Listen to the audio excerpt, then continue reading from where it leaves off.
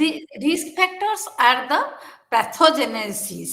Pathogenesis means factors which may result in pathological behavior. So the major viewpoints of developmental pathogenesis are biological, psychodynamic, behavioral, psychosocial, and sociocultural viewpoints. Among them, let us now discuss biological causes, biological risk factors. Among the biological risk factors, first come genetic vulnerabilities. Genetic vulnerabilities, we know genetics deals with the phenomenon how genetic information in form of chromosomes from both father and mother is transmitted to children. So how the traits are transmitted to the children from the parents through, we know it is transmitted through chromosomes or genes. We human beings have 46 chromosomes or 23 pairs of chromosomes, and out of 23 pairs, in each pair one chromosome is from the father and the other one comes from the mother, and chromosomes contain genes. And these genes, what are the genes? The genes are nothing but a biochemical code, DNA code. So genes transmit a biochemical code which leads to physiological and physical differences like height, color of eyes, etc.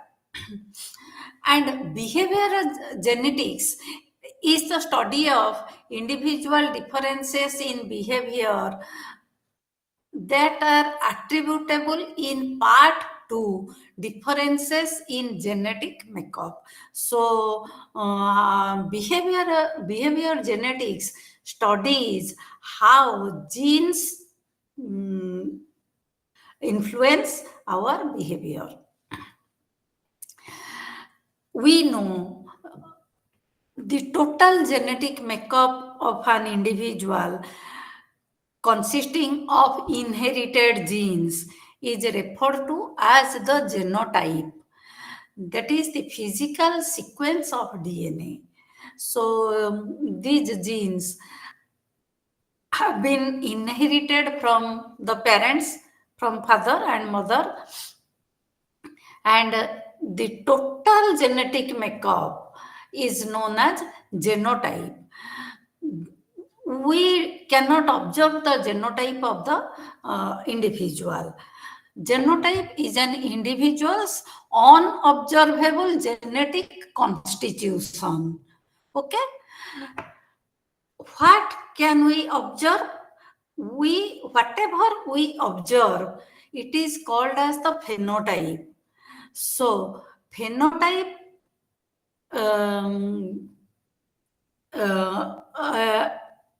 is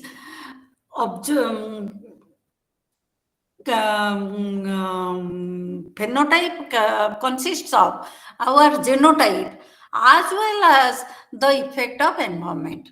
So, the genotype,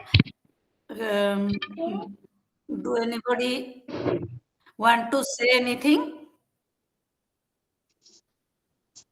Are you saying anything? Okay. I assume nobody is asking anything. So genotype cannot be observed. Genotype, whatever we observe, it is.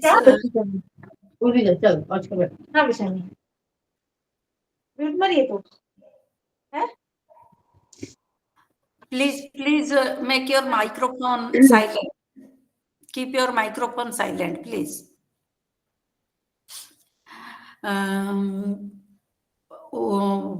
Whatever we observe is the interaction between our genetic makeup or genetic potential and the environment. So, and we observe the phenotype. Phenotype is the interaction between genotype and the environment. The phenotype changes over time and is generally viewed as the product of an interaction between the genotype and the environment. For example, an individual may be born with the capacity for high intellectual achievement. Okay, so suppose the individual's genetic makeup is for high intellectual achievement. But whether he or she develops this genetically given potential depends on environmental factors such as upbringing, education, good nutrition, etc. So, environmental factors also play their role in the phenotypical expression of the genotype. Okay. How can we study the genotype or genetic influence? There are methods. Twin studies and adoption studies are methods for studying relative contribution of gene and environment on behavioral disorders. So I want to explain you in some detail. First thing, we cannot observe the genotype. So, what is the genetic potentiality of the individual cannot be observed. So, how can we influence the, how can we study the influence of the gene alone? We observe only the phenotype. So phenotype is the interaction between gene and the environment. So we want to study the sole influence of the gene and the sole influence of the environment, to what extent behavior is behavior, or we can say here behavioral disorders, pathological behavior is contributed by gene, and to what extent they are contributed by the environment. The methods are twin studies and adoption studies. How do we proceed? Twin studies, we know there are identical twins and they have genetic over 100% genetic overlapping. So identical twins are each member of the identical twins is a blueprint, genetic blueprint of the other member. So if the one member of the twin has some particular behavioral disorder, suppose if the other member has also the same behavioral disorder, we can say that it is due to gene, but not exactly. The twins can are also here also the genes are interacting with the environment. So we proceed by taking twins reared together, and if the twins are reared together, genetic makeup of both the pairs of the twin are same, as well as it is assumed that since they are reared in the same environment, the environment is same for both. These are twin studies, and we know fraternal twins are also there, but in fraternal twins genetic overlapping is 50%. There is not complete overlapping. So suppose we can compare Identical twins reared together, fraternal twins reared together. They are reared together means the environment is the same, but the identical twins have genetic makeup of 100% and the fraternal twins have the genetic makeup of 50%. So to what extent or what is the probability of one member developing a particular behavior disorder if the other member has also the same disorder? First. Secondly, we can also compare them with twins, identical twins reared apart, reared in different environment. If the one member of the twin and develops, one member of the twin has some behavioral disorder, and the other member also develops the same behavioral disorder, even if he is reared in a different environment. That means it is solely the contribution of genes. Okay? And they are also compared with non-related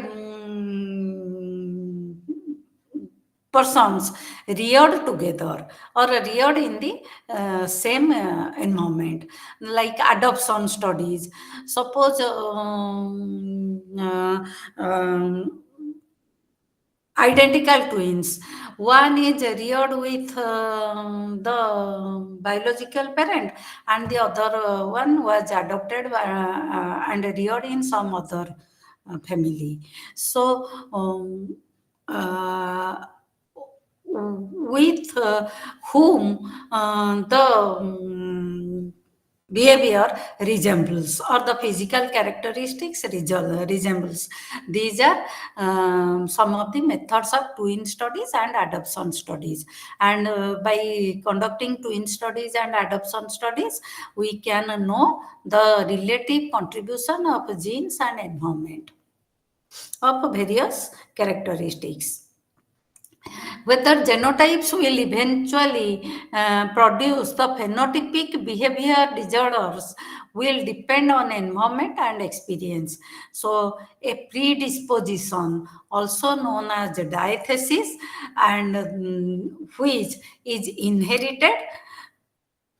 So, diathesis is the predisposition or genetic makeup for the disorder, and if the environment is also stressful, then the diathesis will be reflected or will be actually observed. So this is known as the diathesis and stress model.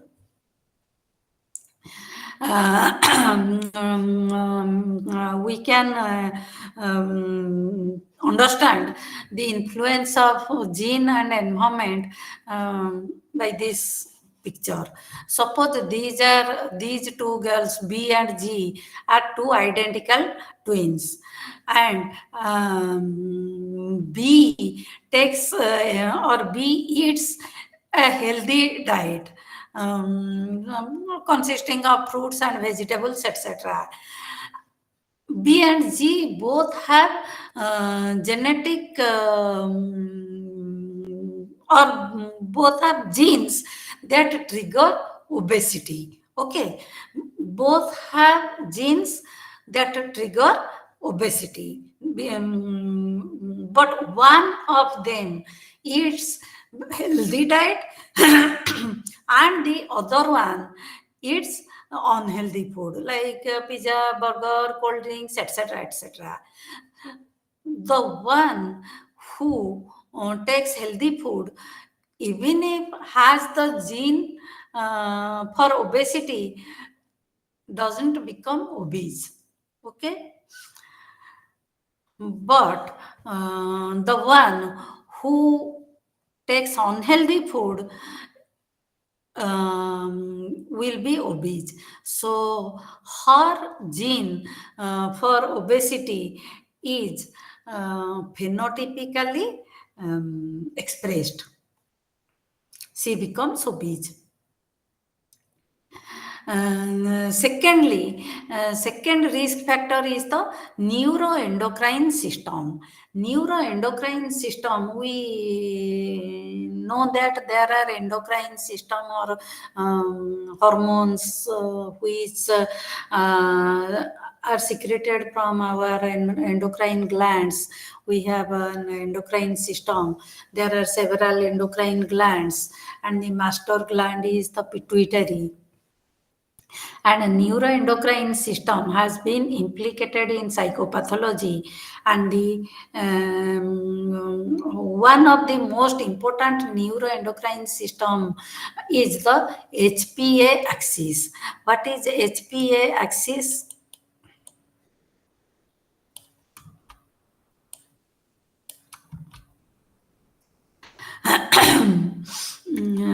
The HPA axis is central to the body's response to stress.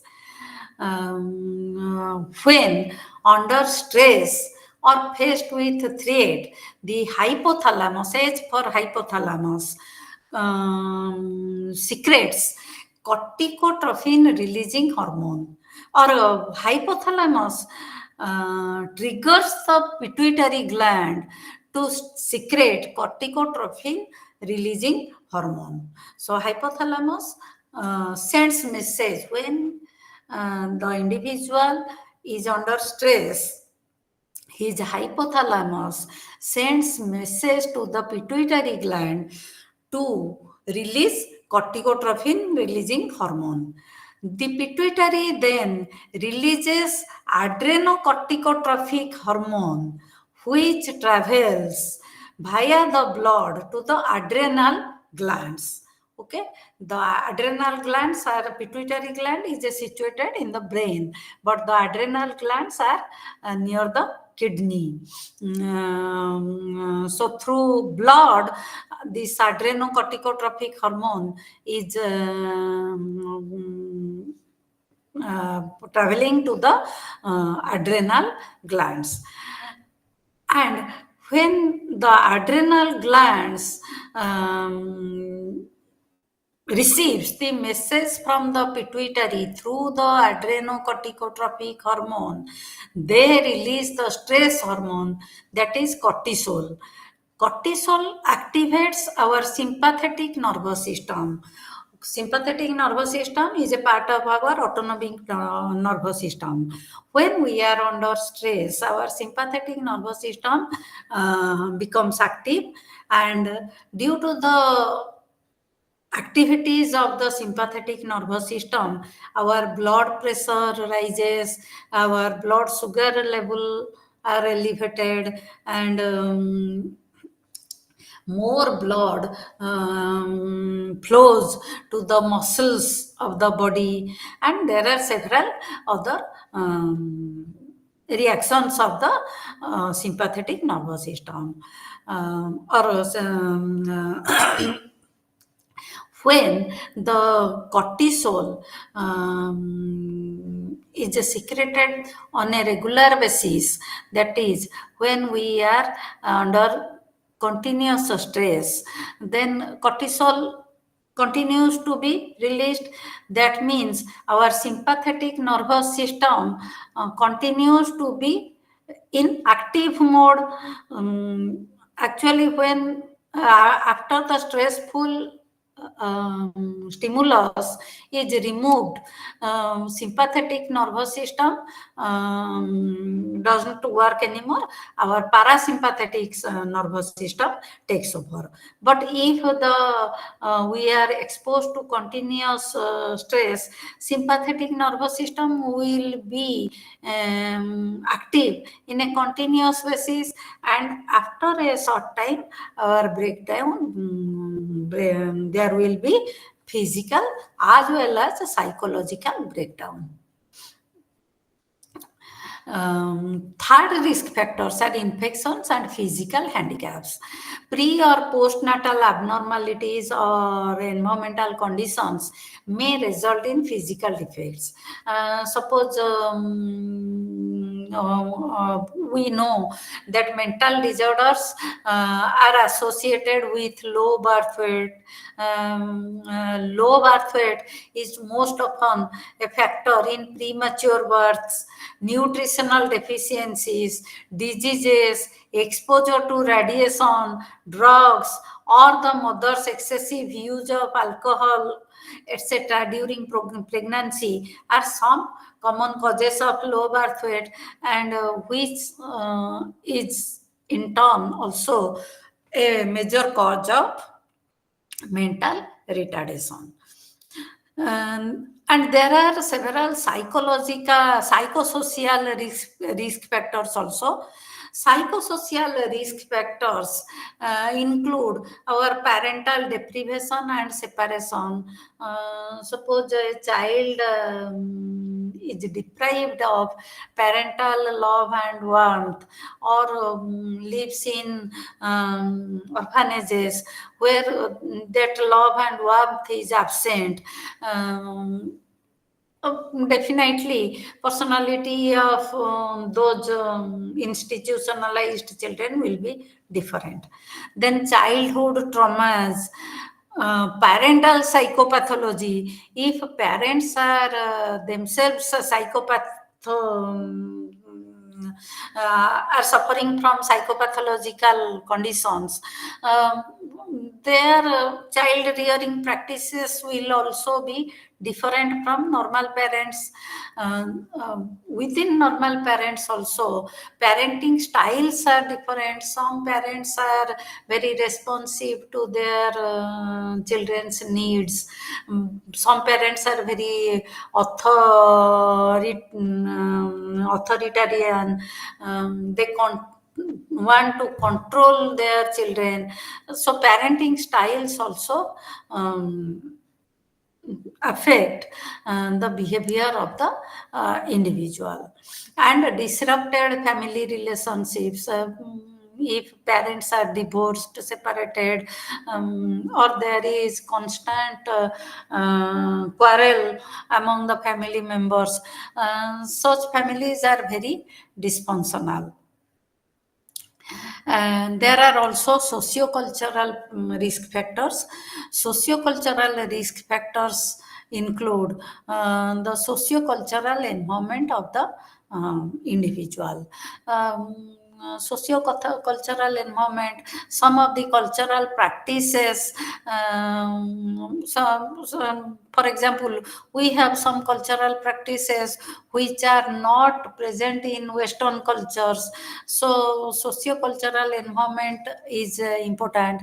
Then pathogenic societal influences. Pathogenic societal influences means, suppose we are living in a prejudiced society.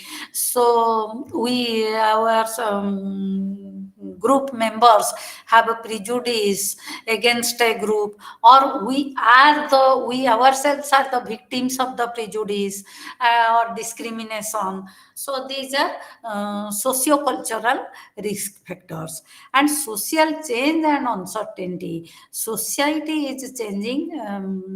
Social changes very often results in a feeling of uncertainty. Suppose nowadays digital, the society or our life is becoming digitalized. Everything is done through online, and through online, very often we are those who are aged like us. Sometimes we find it difficult to these digital world.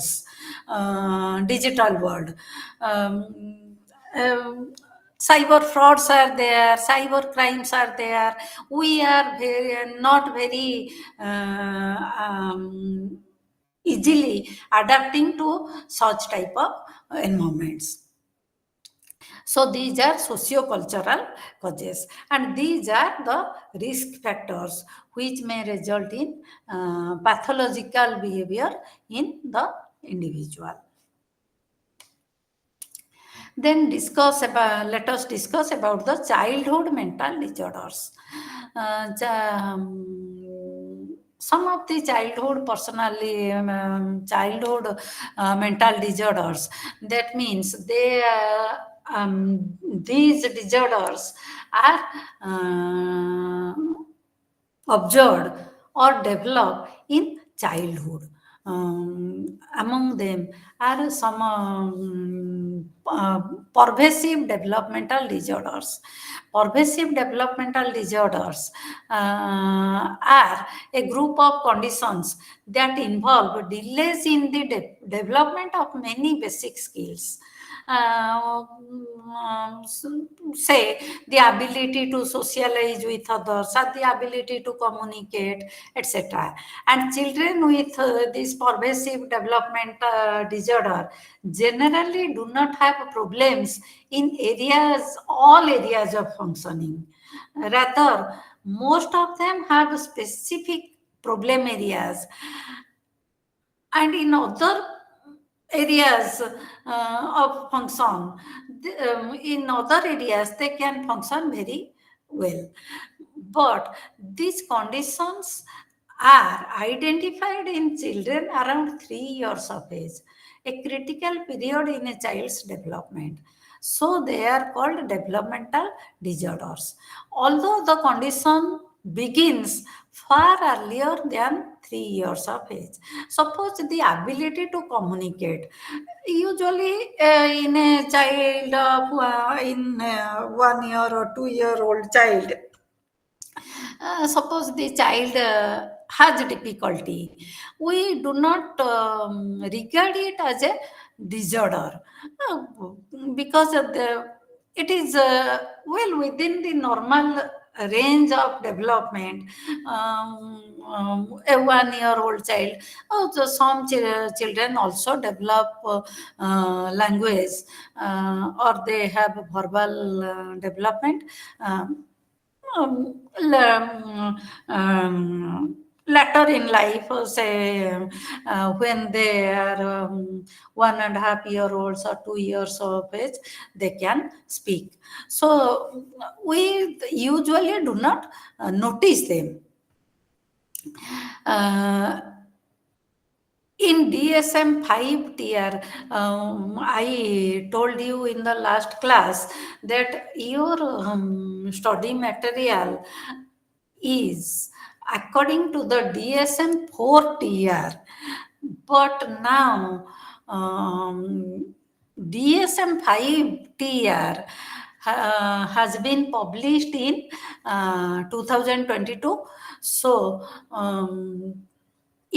clinicians actually follow DSM-5 tier. Though we read books which have been published earlier, and these books are written according to the DSM-4 tier classification. Okay, so in DSM-4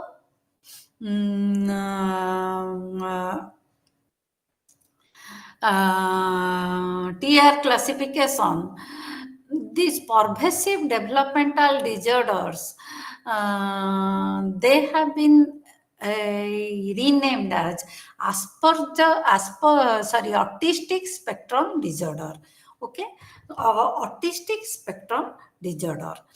So autistic spectrum disorder is an umbrella term, and that actually includes a spectrum of disorders like autistic disorder, Asperger's disorder, etc.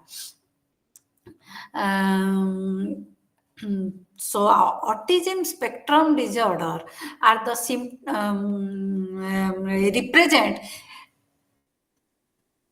a single continuum of mild to severe impairments in the two domains of social communication and restrictive repetitive behavior or interest. So they have problem with social communication and they show repetitive behavior, very restrictive. Their behavior pattern is very limited. They show very limited number of behaviors. So, under the autistic spectrum disorder comes the autistic disorder. Autism is a developmental disorder that is characterized by impaired development in communication, social interaction, and behavior. Okay. And autism afflicts one out of every 100 to 166 children. So, and the prevalence is more among boys, about 5 boys to every 1 girl. So, 5 times more prevalent in boys. And DSM-4 identifies 3 features for the diagnosis of autistic disorder. First, impairment in social interaction.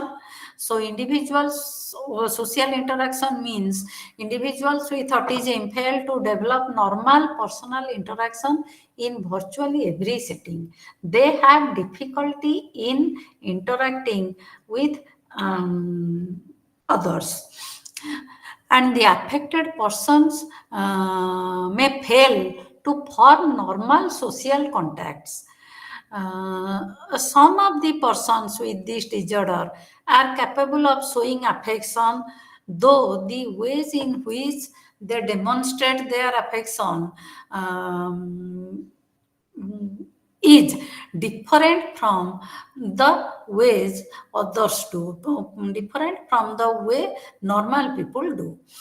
And as the child develops, interaction with other continues to be abnormal. And they do not have eye contact, facial expressions, and body postures. They have abnormal facial expressions and body postures. There is usually an inability to develop normal relationship, and they do not enjoy or they are not interested in normal age appropriate activities. Usually, a 5 or 6 year old child would like to play with his playmates, but an autistic child will not be interested to play with his age mates or his friends.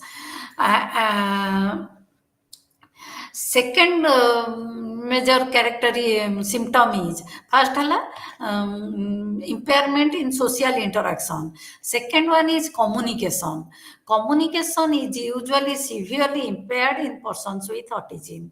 What the individual understand, that is receptive language, as well as what is actually spoken, that is expressive language, are usually significantly delayed. Okay. In autistic children, the language development is delayed, significantly delayed. Deficits in language comprehension include the inability to understand simple directions, questions, or commands. And individuals with autism, they have difficulty in initiating conversation. They also have difficulty in participating in a two-way conversation, so reciprocal conversation. So they have problems in conversation. Thirdly, at behavioral level, persons with autism often exhibit a variety of repetitive abnormal behaviors. There may also be a hypersensitivity or hyposensitivity to sensory input through vision, hearing, or touch, or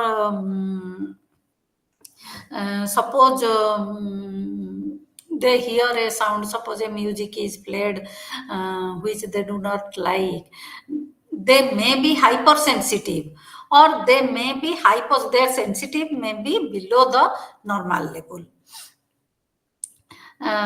Both the way is possible.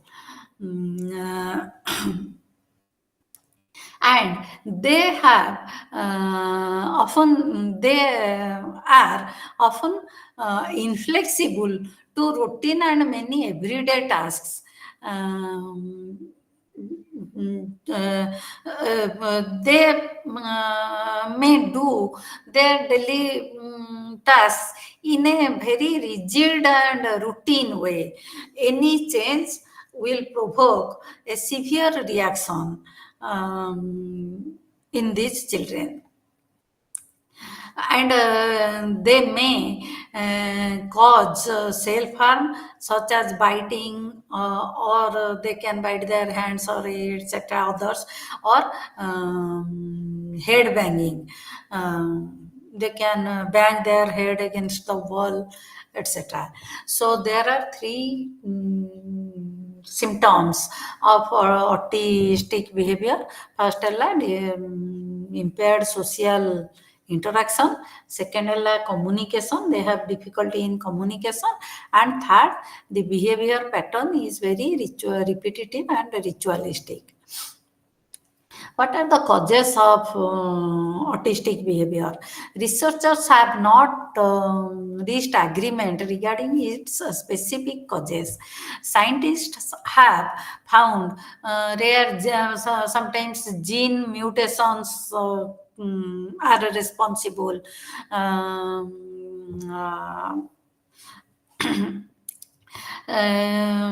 Some genetic mutations seem to be inherited, and some may occur spontaneously in the particular child. Okay, sometimes it is believed that some vaccines or medications have side effects which may cause autism, and a role of different environmental contributions, such as advanced parental age at the time of conception. If the parents are aged when they conceive the child, or parental exposure to air pollution or certain pesticides during pregnancy, maternal obesity, diabetes, or immunosystem disorders, etc., may give birth to a child who may develop autism later.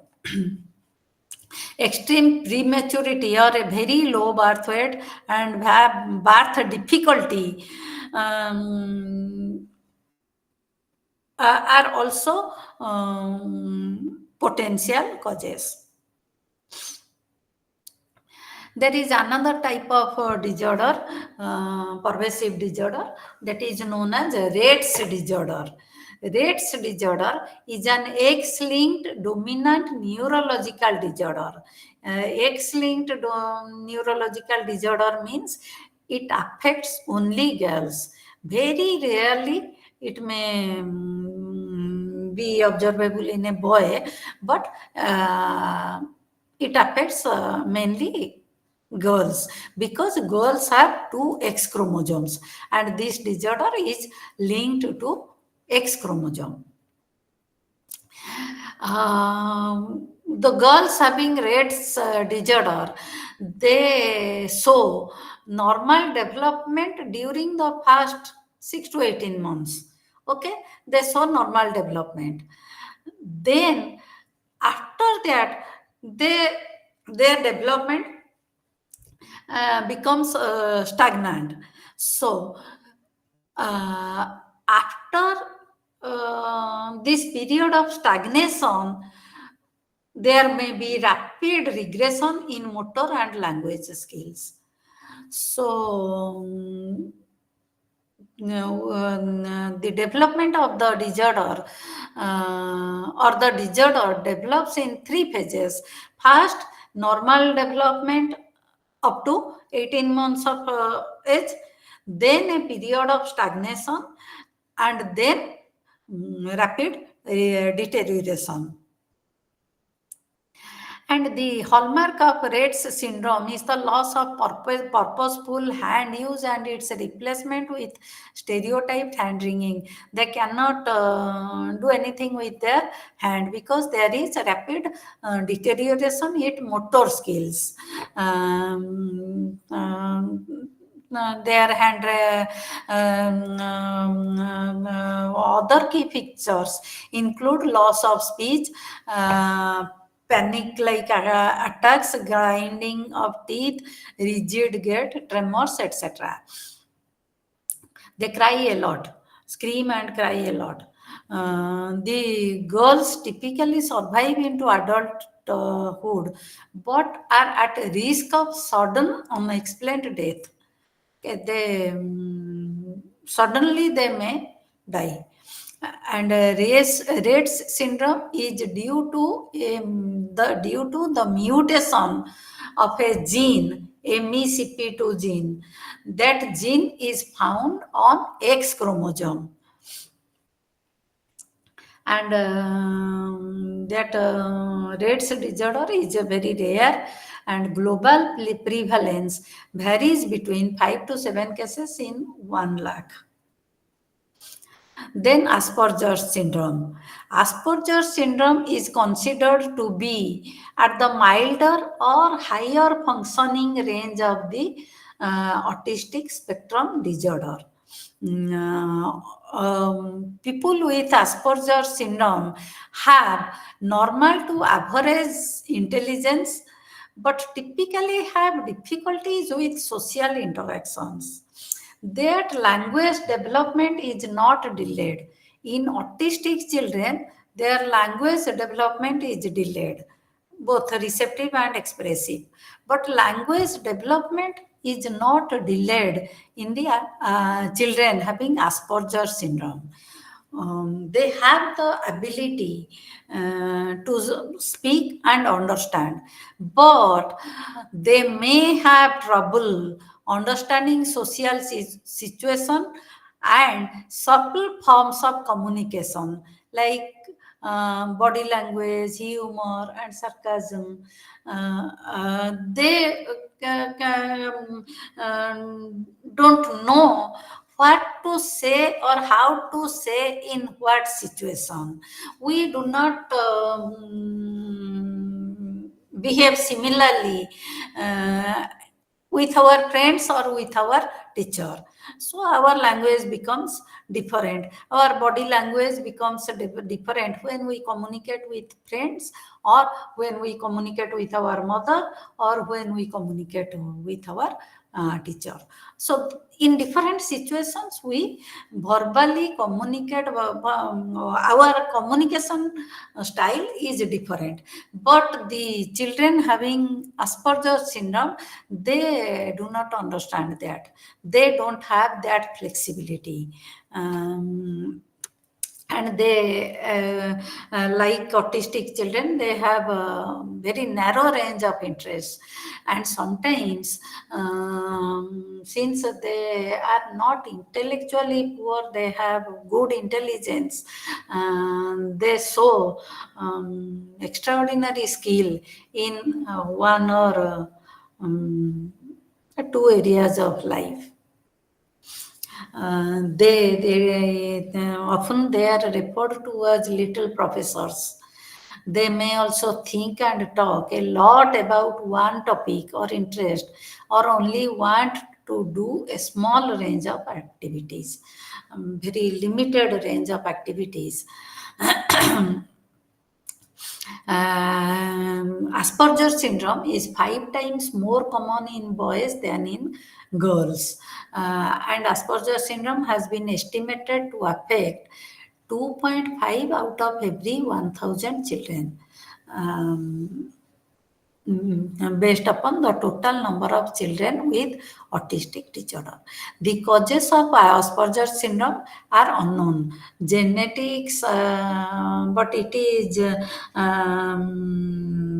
assumed that genetic and brain differences are responsible for development of Asperger syndrome. There is also another childhood disorder, that is childhood disintegrative disorder. Childhood disintegrative disorder is also known as Heller syndrome. It is a condition in which children develop normally until age 2 to 4, but then they demonstrate a severe loss of social communication and other skills.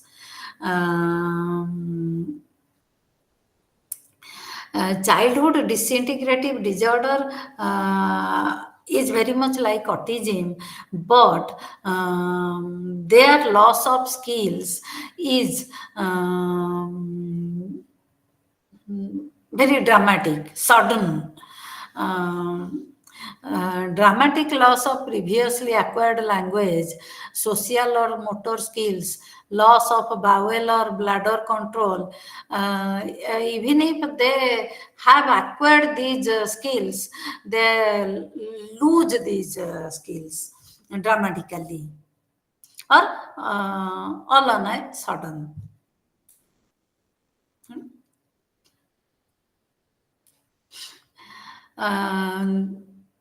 Fifth category is pervasive developmental disorder, not otherwise specified. There are pervasive developmental disorder are called atypical autism, and it is a neurobiological disorder characterized by impairment in ability to interact with others and abnormalities in either communication or behavior patterns and interests. They are termed as atypical because individuals with the disorder exhibit some but not all of the symptoms associated with autism. They have some symptoms, some commonalities with autism, but they are not very much or totally similar to autism. Attention deficit hyperactive disorder. You must have heard this name. Attention deficit hyperactive disorder is a persistent pattern of inattention and hyperactivity, impulsivity that interferes with the functioning or development of the child. So there are two things. One is inattention, second is hyperactivity. So first is inattention. They have difficulty in attending to a specific object or concentrating. They have difficulty in concentrating. Second, they have hyperactivity or impulsivity. They cannot sit quietly. Symptoms must have persisted for at least 6 months to a degree that is inconsistent with developmental level. Usually, suppose a 5-year-old child, the level of attention a 5-year-old child should show is not shown in the ADHD child of 5-year-old of age.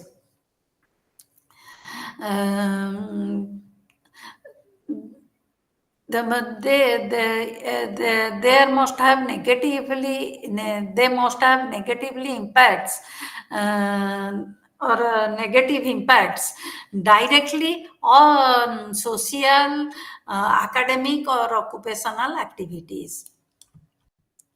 So this disorder must have negative impacts directly on social, and due to this disorder, the child's academic activities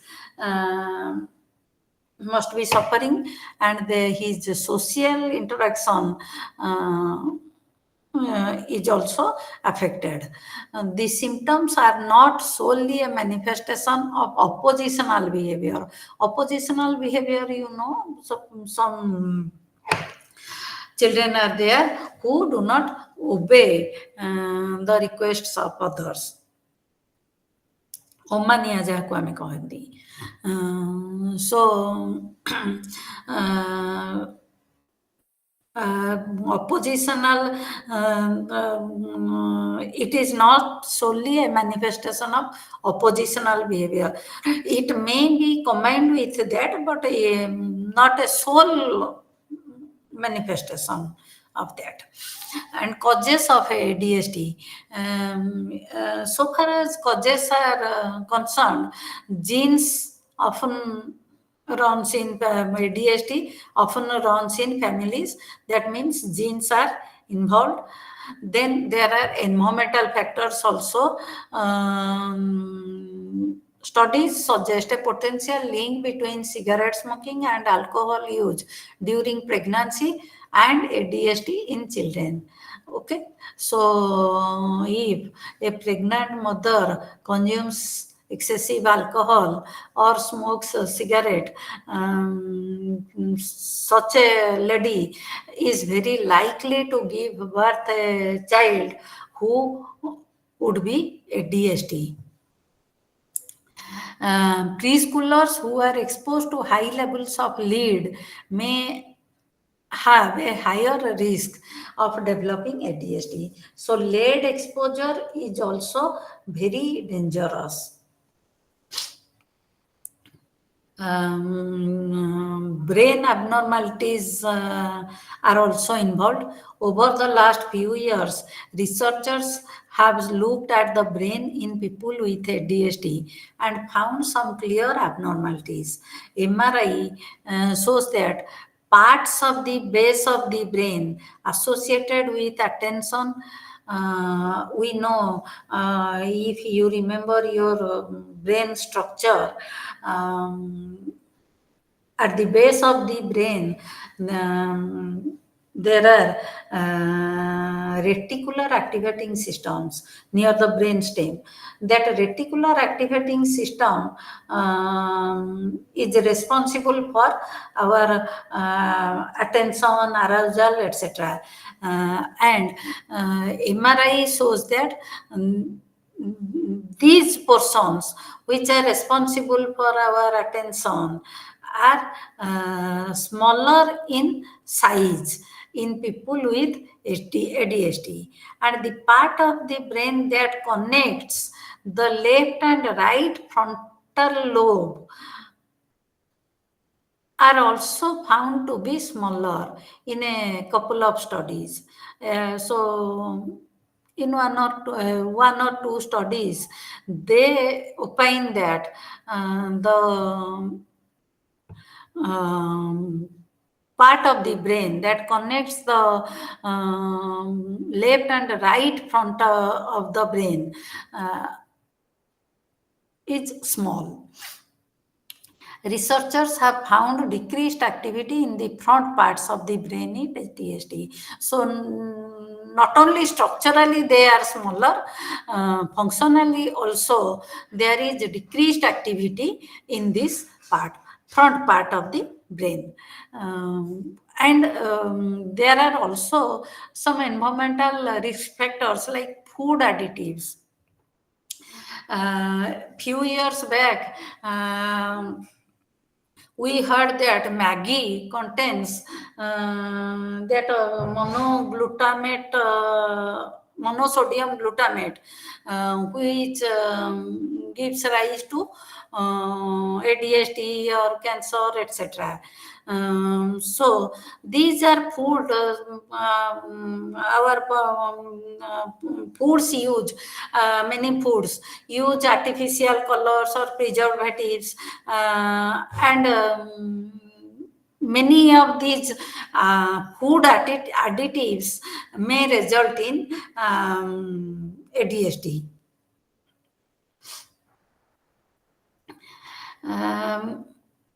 Then let us discuss about mental retardation.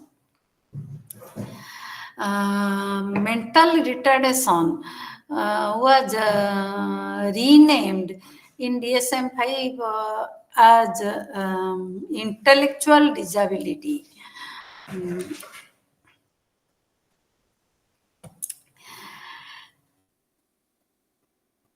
In DSM-5 and in DSM-5 mental retardation, the word is no more in use. It is referred to as intellectual disability. In DSM-5 and DSM-5 tier, it is referred to as intellectual developmental disorder.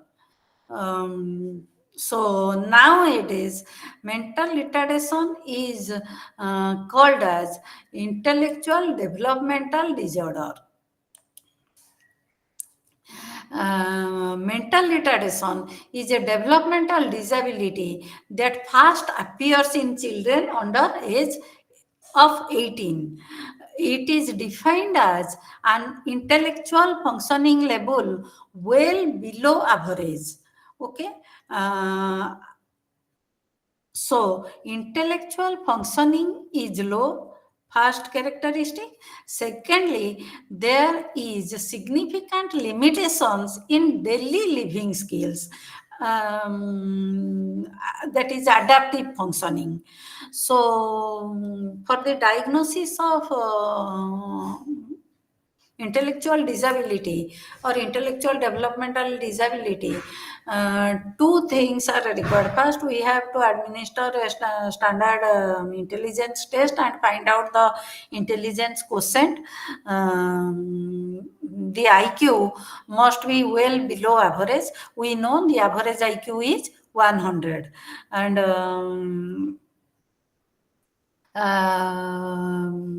so usually 90 to 110, the range between 90 to 110 IQ is considered as normal IQ. And secondly, the diagnosis must consist of assessment of his adaptive functioning, like daily living skills. And we have our Vineland social maturity test that can be used to assess the daily living skills. Adaptive skills in India also we have Madras Developmental Schedule, MDPS. We use it for assessing daily living skills. Adaptive skills are the skills needed for daily life. Such skills include the ability to produce and understand language, communication, home living skills, use of community resources, health, safety, leisure, self-care, and social skills, self-direction, functional academic skills like reading, writing, and arithmetic, etc.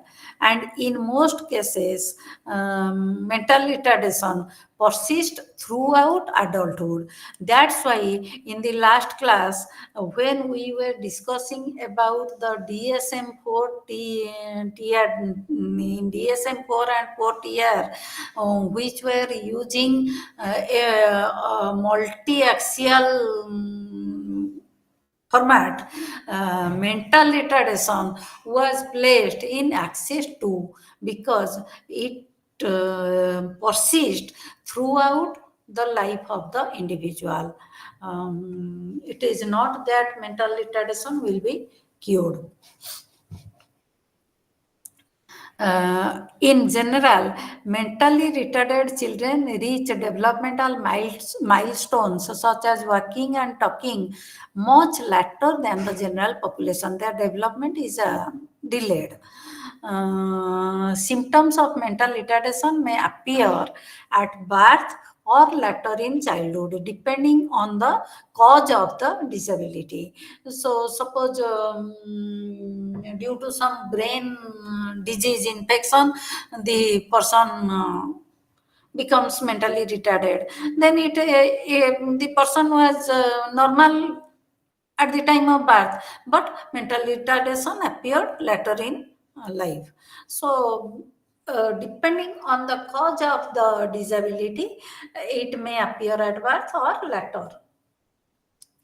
And DSM classifies four different degrees of mental retardation: mild, moderate, severe, and profound. Mildly retarded people have IQ scores ranging from 50 to 75. 90, if IQ is 90, we may consider him the normal. And between 75 to 90, it is borderline. Below 75, it is retarded. So IQ score ranges from 50 to 75 in mildly retarded people, and they can often acquire academic skills up to the 6th grade level. They can become self-sufficient, and in some cases they can live independently with community and social support. They can do simple tasks, mechanical tasks, and they can earn their daily living, and with social support, occasional social support, they can live their life independently. This mild category of mental retardation constitute approximately 85% of the mentally retarded population. So, most of the retarded people are mildly retarded.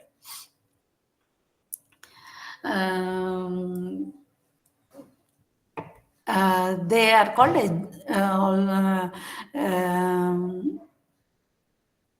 educable mentally retarded. The second category is second level is moderate level. Moderate level of mental retardation shows IQ scores ranging from 35 to 55 or 35 to 50. They can carry out work and self-care tasks with moderate supervision.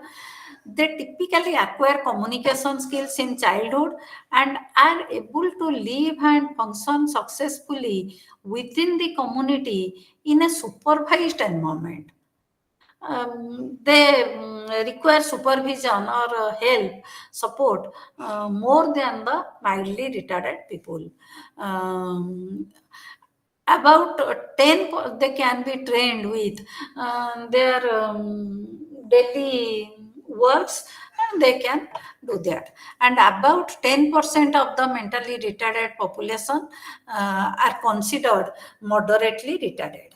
Third level is severely retarded. Severely retarded individuals have IQ scores 25 to 35 or 40. They may master very basic self-care skills and some communication skills. Many severely retarded individuals are able to live in group homes, institutions, etc. About 3 to 4% of mentally retarded population are severely retarded. Lastly, profoundly retarded. These people have IQ scores under 20 or 25, below 20 or 25. They are dependent on others for all aspects of daily physical care, health, and safety. That means they require constant supervision. Their retardation is very often caused by an accompanying neurological disorder, and they need high level of supervision, and they require a highly structured environment, because from safety point of view, they should be kept in a highly structured environment and kept under constant supervision. Only 1 to 2% of the mentally retarded population are profoundly retarded. The American Association on Mental Retardation has developed another widely accepted classification system for mental retardation on the basis of amount of support they need. These categories are intermittent support. Mental retardation who require intermittent support, who require limited support, people requiring extensive support, and those requiring pervasive support.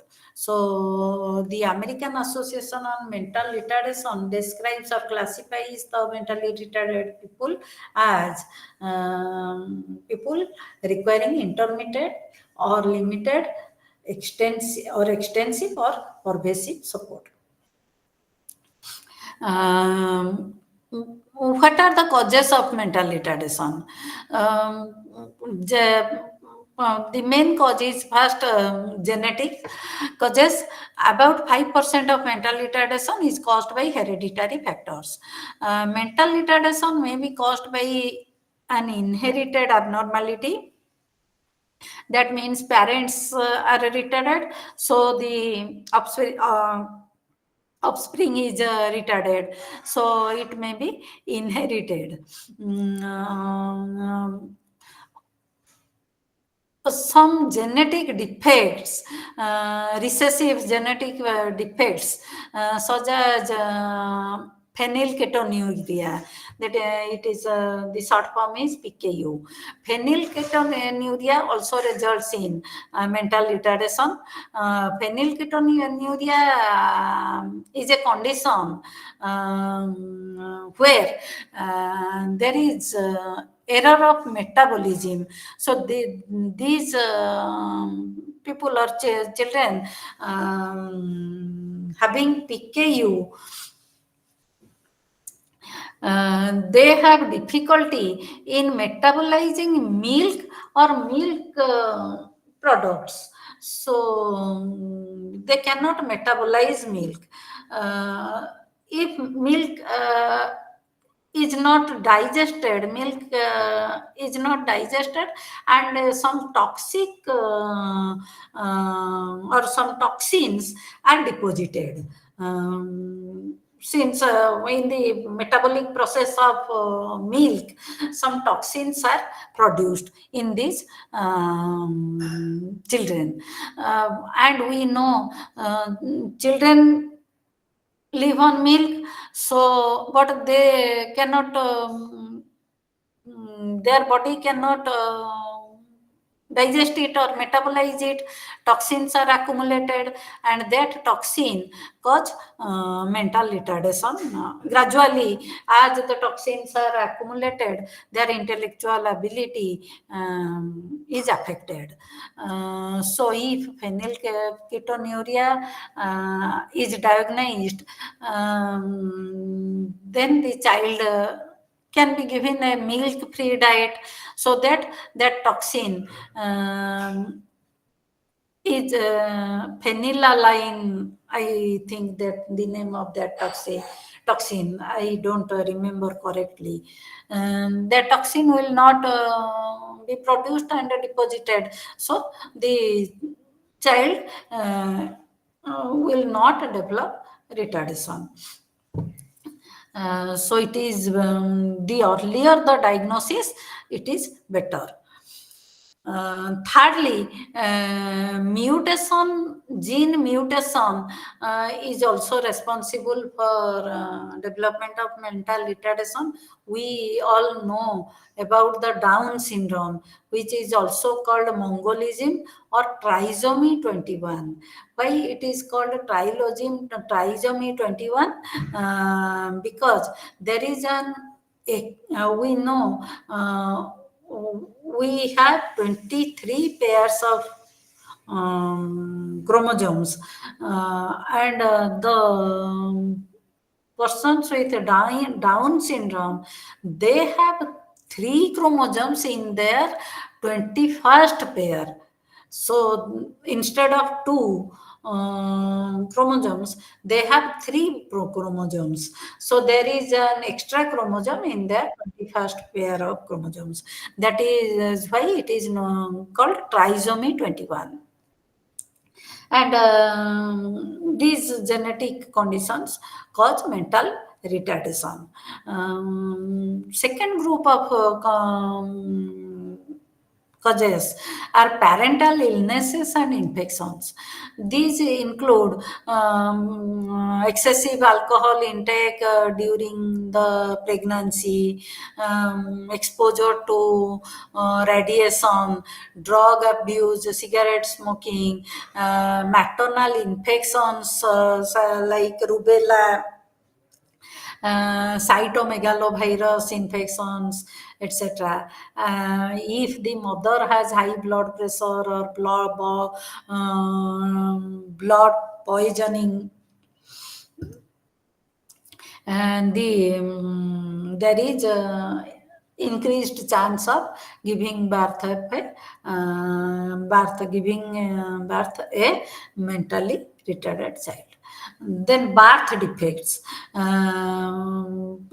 During the process of birth, some physical deformities may be caused, like our forceps babies or anorexia, delayed labor. Such conditions also cause mental retardation. Then childhood illnesses, infection and injuries. Not only the mother's illness or infections, the child may be suffering from some disease or infection, etc., which may develop later into mental retardation, like hyperthyroidism, whooping cough, etc., and infection, meningitis, that is an infection of the membrane covering the brain, or encephalitis, that is the inflammation or infection of the brain, or traumatic brain injury, some accident or etc. There some accident. These also may cause they may be cause of mental retardation. And environmental factors. Ignored or neglected infants who are not provided the mental and physical stimulation required for normal development may suffer irreversible developmental impairments.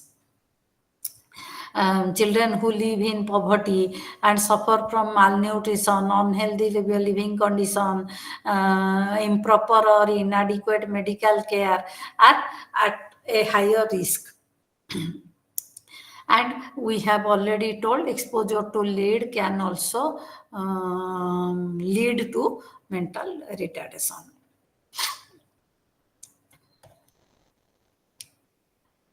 Let us discuss about anxiety disorders.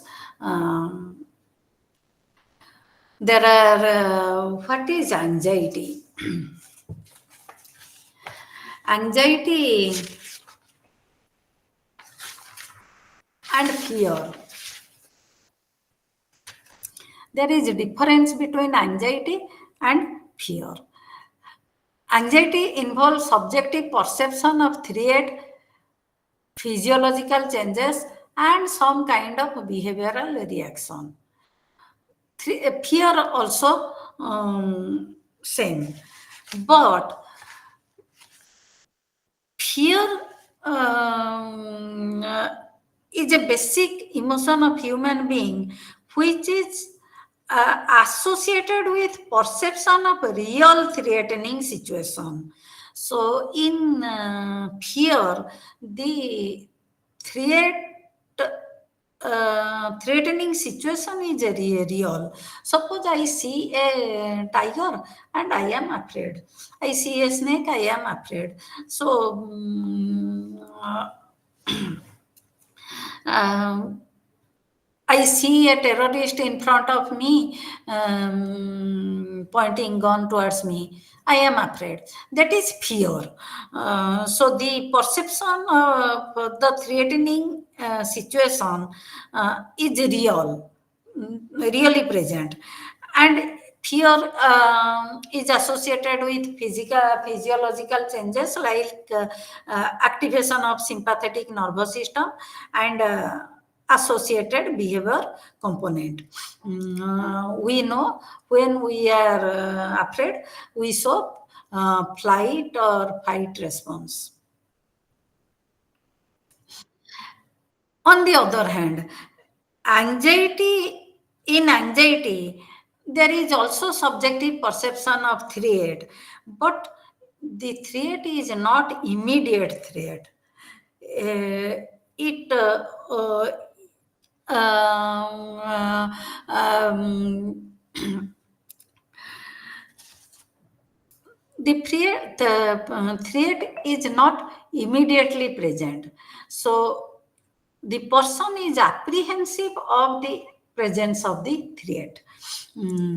So anxiety has the perception has a future component. A terrorist may come, a tiger may come. That is anxiety. So, the threatening object is not immediately present. And anxiety also involves physiological changes like sympathetic activity and some amount of behavioral reaction. Though it is not like clearly like flight or fight reaction. Here, the person is predicting the threatening situation in future, but reacting to it as if it is imminent. Um, uh, Anxiety serves a kind, we know, it also serves a kind of adaptive function because it prepares a person against the danger if it really comes. But we can distinguish between adaptive anxiety and pathological anxiety on the basis of probability of occurrence of the object of anxiety uh, and the extent to which it makes the individual dysfunctional. If the object of anxiety is immediate, then it is real anxiety. Or it is surely going to come, and we prepare to face it, then it is adaptive anxiety. But if we do not know when the object of anxiety will come, whether it will come or not. But due to this anxiety, I cannot do my daily work. My life is affected. I become dysfunctional. Then it is pathological anxiety.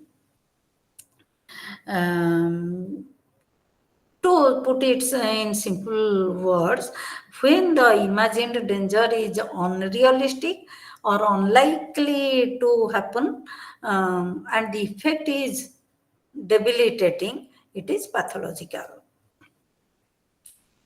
Uh,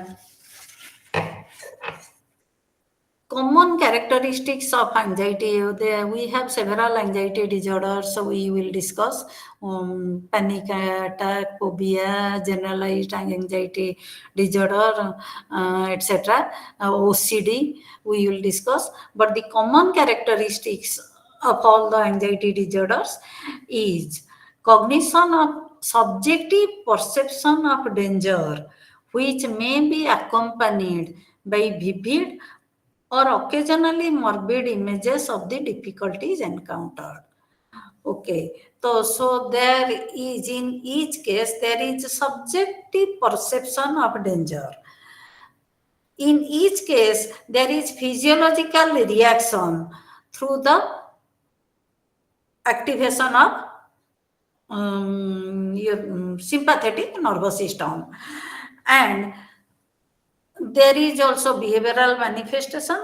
Um, there is a tendency to avoid the situation. Um, so I have already told there are several anxiety disorders. Um, under the umbrella term of anxiety disorders, there are panic attack, phobia, OCD, generalized anxiety disorder, etc. Um, Panic attack, let us discuss. Panic attack is an episode of intense fear or apprehension with a sudden onset. So, suddenly we experience intense fear or apprehension, and such symptoms develop abruptly and usually reach its peak within 10 to 15 minutes. And during such attacks, the victim becomes completely overpowered by the symptoms, and the symptoms mainly are physiological in nature. So they have palpitation, sweating, trembling or shaking, feeling of choking, chest pain, nausea, etc. So the reaction to such sudden intense fear are mainly physiological. Okay. So diagnostic criteria, first criteria is recurrent, unexpected panic attack. It is abrupt and intense, and it occurs again and again. So recurrent. And during this attack, there are several physiological symptoms. Um, Secondly, at least one of the attacks has been followed by one. Um, so within 1 month, the attack recurs again. So persistent concern or worry is there about additional panic attacks or their consequences. The person is worried, and a significant maladaptive change in behavior related to the attack is observed. And third criteria is the disturbance is not attributable to the physiological effects of a substance or another medical condition. So these attacks are not a side reaction of a drug or abuse of any drug, or when we are under alcohol, etc. The symptoms are not due to these drugs or alcohol, or the symptoms are not due to other medical condition. Suppose I feel palpitation, sweating, and chest pain, but that is due to my cardiac failure or cardiac disease, heart disease. That is not, we cannot say that that is a panic attack. That is due to that medical condition, my heart disease.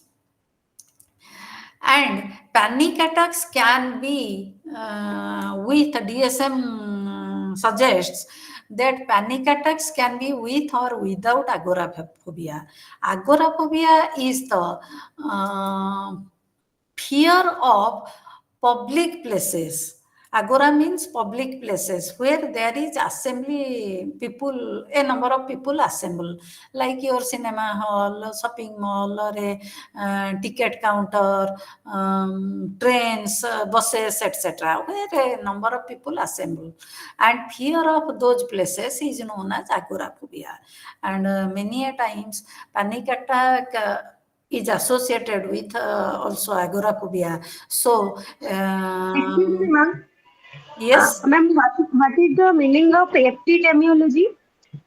What Epidemiology. epidemiology? Epidemiology means how it occurs in the population. Epidemiology is actually the study of the population. So, what percent, what is the prevalence of this disease, and what is the epidemic character, epidemiological, I told wrong, epidemiological characteristic of the population of the people affected by that particular disorder.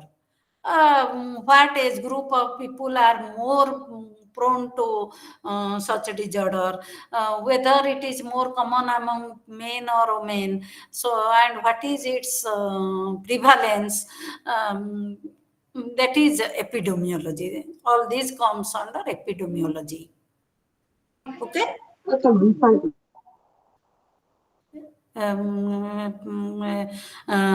Excuse me. Okay, ma'am. Thank you. Okay, thank you. Panic attack, it is estimated that between 3 to 5% of the population have panic attacks, and usually age of onset is 15 to between 15 to 24, and it is more common among women. Then etiology. Etiology is the study of causes.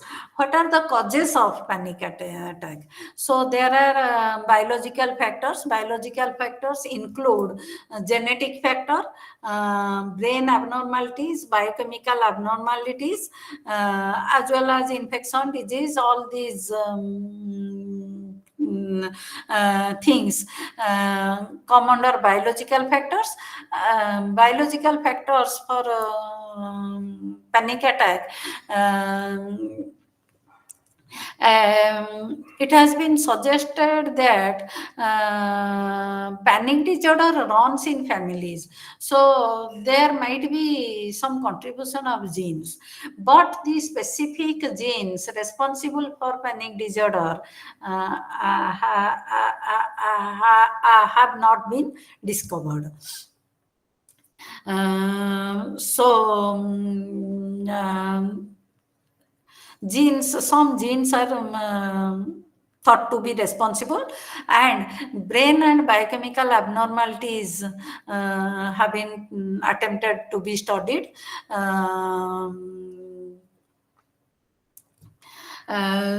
Some chemicals, so sodium lactate, carbon dioxide, caffeine, etc.,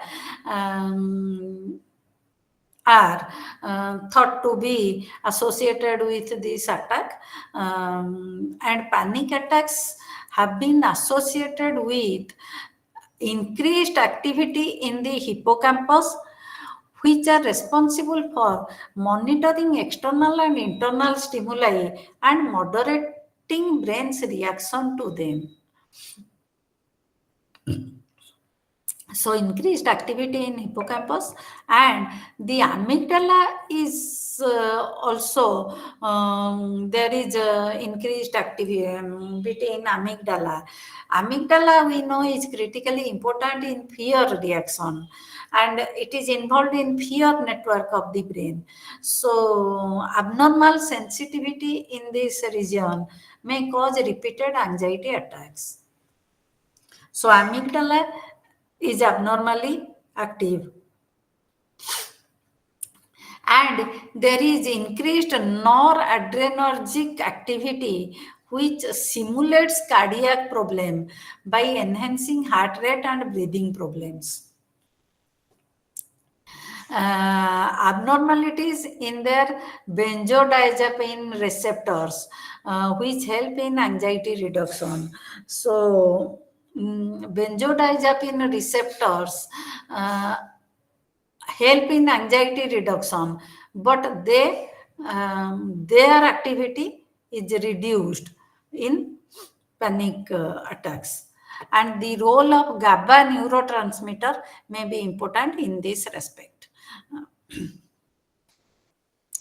GABA is a neurotransmitter, gamma aminobutyric acid, which is associated with anxiety.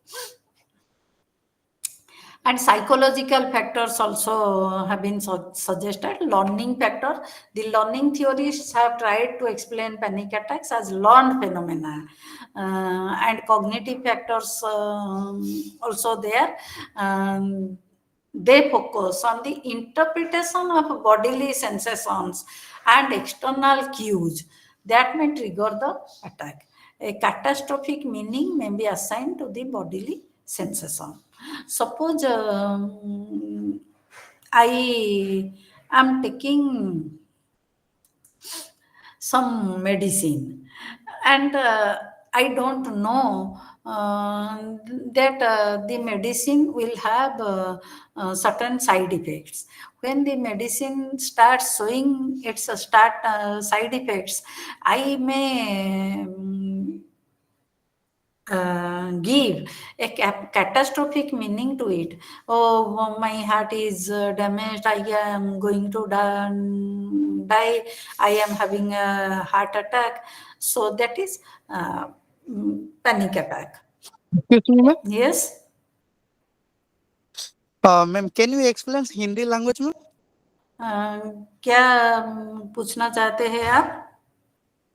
नहीं, English में बोल रहे हैं, हमको थोड़ा समझ में दिक्कत हो रहा था. अगर हिंदी इंग्लिश मैंने मिलाकर बोलेंगे तो हमको कोई दिक्कत नहीं होगा. Okay, I will try. Thanks ma'am. Hindi other Odia होगा भी चलेगा मैम? ओडिया भी चलेगा. हाँ मैम, दौड़ेगा. ठीक है. हिंदी में तो थोड़ा I am not very fluent in Hindi. Okay. Then I will talk Odia language. Okay. Thanks ma'am. I will try. So, treatment. How can the panic attack? We will treat the person with panic attack. So, हम लोग उन लोगों को कुछ medicine दे सकते हैं. So, tranquilizers are the medicines which calm down your brain. So tranquilizers can be given and antidepressants can also be given. Antidepressants lower your or they act against your depression. So medicine भी दे सकते हैं and psychotherapy भी दे सकते हैं. So psychotherapy includes relaxation technique and breathing exercises. So we know there are several relaxation techniques like Jacobson relaxation technique. यहाँ जो आदमी को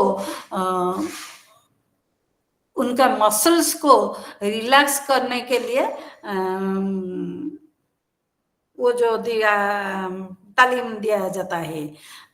So how to relax his muscles. So relaxation techniques can be given and cognitive therapy like CBT, cognitive behavior therapy can also be given. Another anxiety related disorder is phobia. Phobia means an intense and irrational fear of some object, living being or situation. भय गोटे अहेतुक भय जो अत्यधिक एवं अहेतुक भय विशेष किसी यथार्थ कारण न थाइकरी भय कौनसी वस्तु हो बा कौनसी परिस्थिति प्रति भय that is phobia and according to DSM-4 TR phobias can be of 3 types: specific phobia, social phobia and agoraphobia. Specific phobia is irrational fear to specific objects, animals or situations. निर्दिष्ट जंतु हो बा वस्तु हो एसबु प्रति जदि अत्यधिक भय मनकर जन जनकर आमर स्पाइडर स्पाइडर प्रति बहुत भय थाए जन जन को साप प्रति बहुत भय थाए से गुड़ाक specific phobia social phobia second category is social phobia is fear associated with presence of other people suppose जोठी अधिका लोक अन्य लोक थिबे अधिका न अन्य लोक मानेकर गोटे इंटरव्यू बोर्ड रे मते इंटरव्यू दबा को अछि जोठी कि मते ये होची जे किछि लोक थिबे मते इभालुएट करिवे से भय बा मते गोटे लेक्चर दबार अछि क्लास रे तेणु जोठी अन्य लोक थिबे बा कोनोसी गोटे सोशल सिचुएशन को मते गोटे भोजी खाइबा को जिबा को हबो सेटा होची social phobia and agoraphobia I have already told fear of public spaces where many people congregate.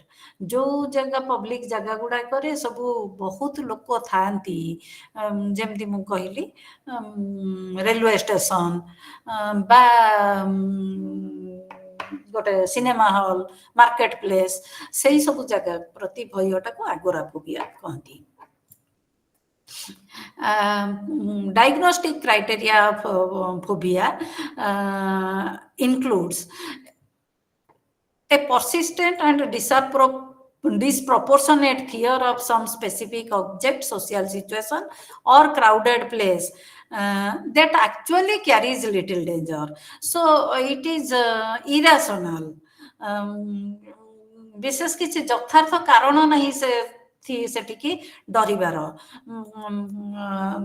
तेणु किंतु अत्यधिक भय थिबो and exposure to these stimulus produces intense anxiety response कौन आमर anxiety रिले बहुत जोर anxiety हेबो and sympathetic activity Madhya बढ़िबो sympathetic activity हेले कौन हेबो आमर ब्लड प्रेशर बढ़िला हार्ट बीट बढ़िला से जिनस गुड़ाक सब जदि आमे जेते बेले से जिनिस को एक्सपोज्ड हबा बा देखिबा इवन इमेजिन कले मध्य एक्सट्रीम केस रे आमर एंजाइटी रिएक्शन सब हेउथिबो and the person usually knows that the fear is unreasonable लोकटी जानी थाए जे यार किछि यथार्थता नहीं बट तार कौन सी कंट्रोल न थाए तार से रिएक्शन प्रति से जानी थाए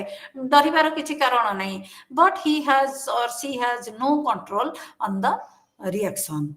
The phobic situation is usually avoided or if the individual is forced to face the situation then he will experience great discomfort and these reactions must be there for at least 6 months.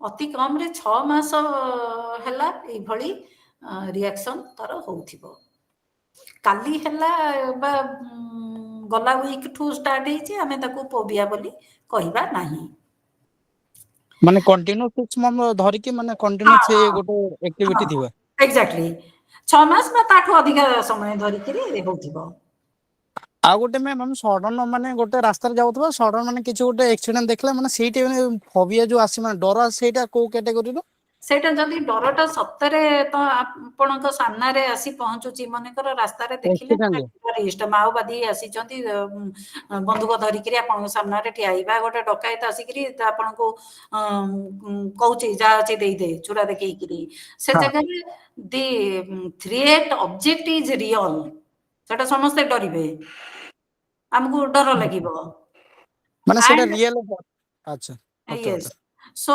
here mane I think, ma'am, it is not a phobia. I think it is called हाँ ये तो anxiety. One reality type of. it is हाँ at a mane real object a real anxiety Okay. and again basically Ma'am, non call actually, it is phobia not anxiety also. if the reactions to these traumatic situation continues then this will be categorized under stress related disorder that is PTSD हाँ भाई Post traumatic disorder. हाँ stress and traumatic disorder DSM-5 TRA कहउचंदी ताको stress and traumatic disorder related traumatic disorder okay आगरू DSM रो older version गुडा करे PTSD जोटा post traumatic stress disorder that was coming under anxiety related disorder but now in DSM-4 it is a stress related disorder and in DSM-5 tier the nomenclature has been changed to stress and trauma related disorder okay okay समय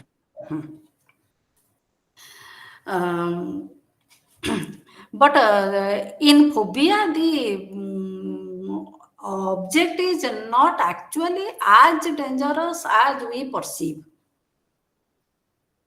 okay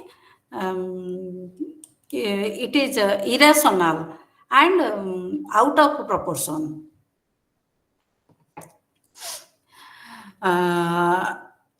so far as epidemiology is concerned not all phobias are of equal prevalence ସବୁ ପ୍ରକାର phobia ସମାନ ଅନୁପାତରେ ଦେଖା ଯାଆନ୍ତି ନାହିଁ social phobias are more common than specific phobias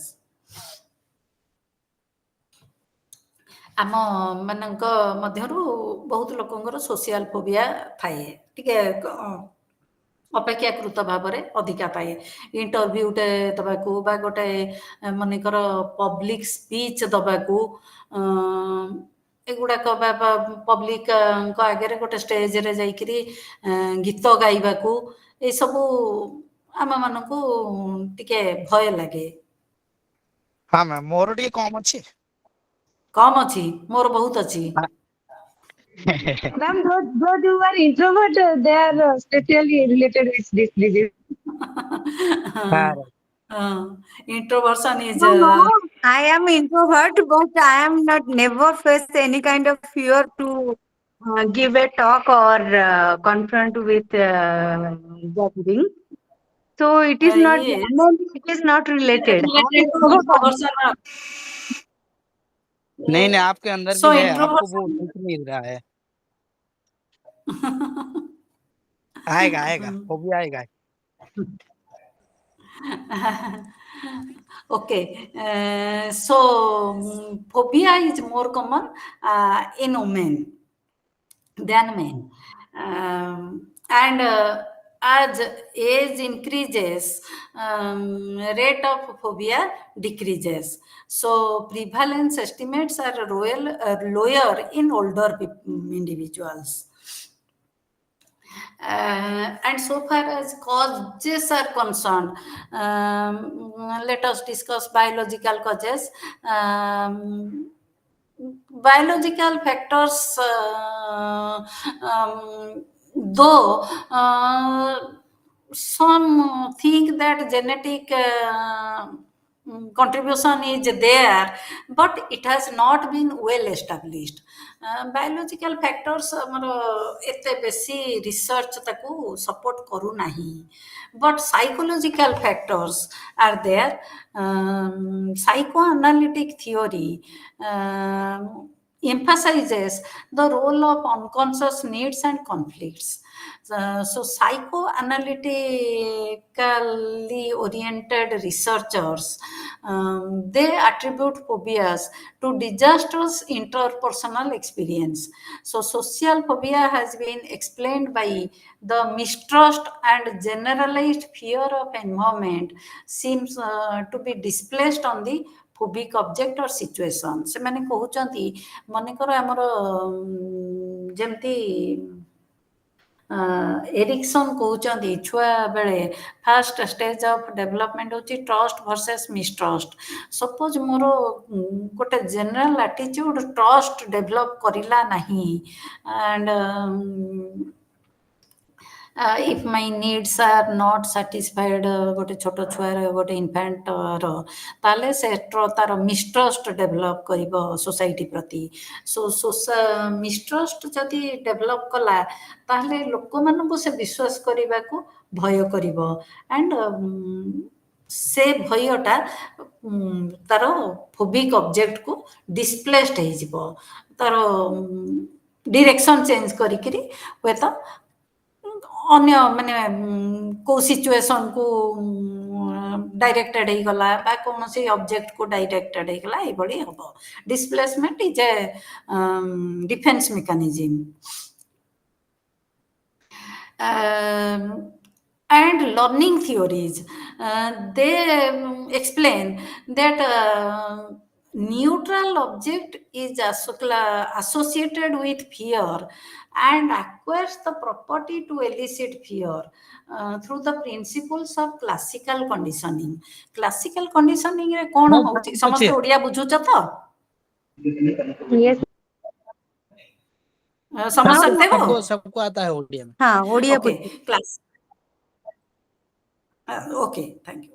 Very good.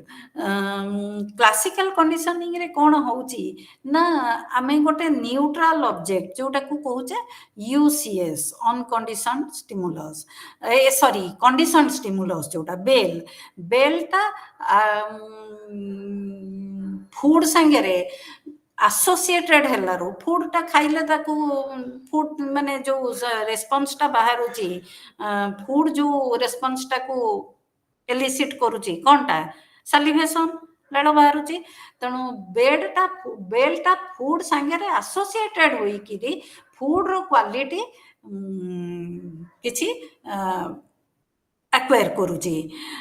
Food रो जो quality कौन ना टू एलिसिट द सलिवेशन, से तो खाली बेल बाजिले मध्य से सालिवेट करूची।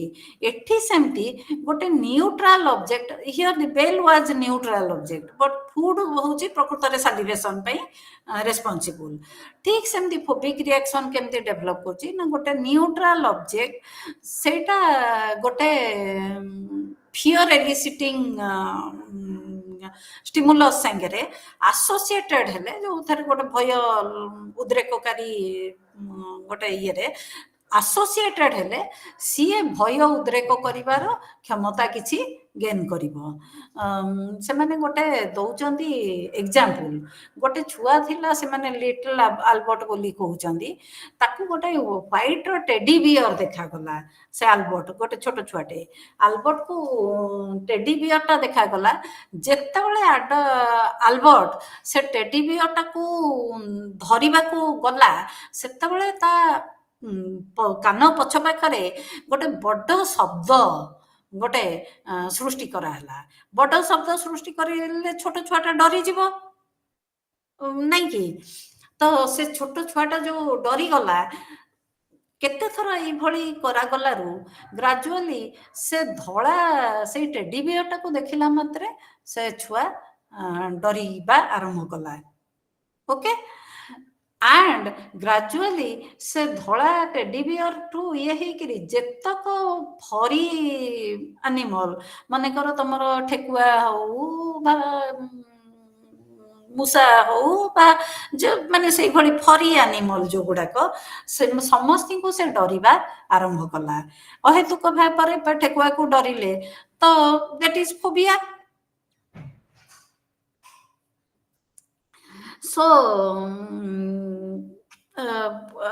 learning theorists say they explain phobia in terms of classical conditioning principles, and social learning theory to amar bandura mane they explain phobia in terms of modeling. Say according to them phobias are learned through modeling. तो modeling माने कौन imitation आमे अन्य को देखी किरी सिखुचु। आमे जदि मने कर देखिले मो माँ कॉकरोच को डरुचंती तांकोठु देखी किरी कॉकरोच को डरिबार मु सेही डरिबा बिहेवियर मध्य देखी किरी सिखिली। सो मु भी कॉकरोच को डरिबा आरंभ कली। Okay And thirdly, cognitive theories. Cognitive approach to phobia indicate a greater selective attention towards the phobic object. आमे अत्यधिक बेसी selectively attentive होउचे phobic object प्रति and विश्वास करूचे जे negative things are going to happen.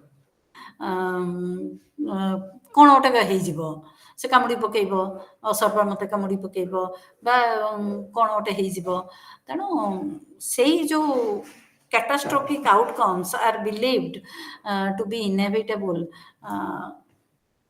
and reality is distorted for the person. Treatment. Actually, psychoanalytical therapies, they try to uncover the repressed conflicts and deal with them at a mature level. Say ଆମର ତେଣୁ ସାଇକୋଆନାଲିଟିକ therapy useful ହେଇପାରେ and behavioral approach ମଧ୍ୟ ଅଛି ଆମର classical conditioning ଯେ ଯେମିତି phobic reaction को explain करूची so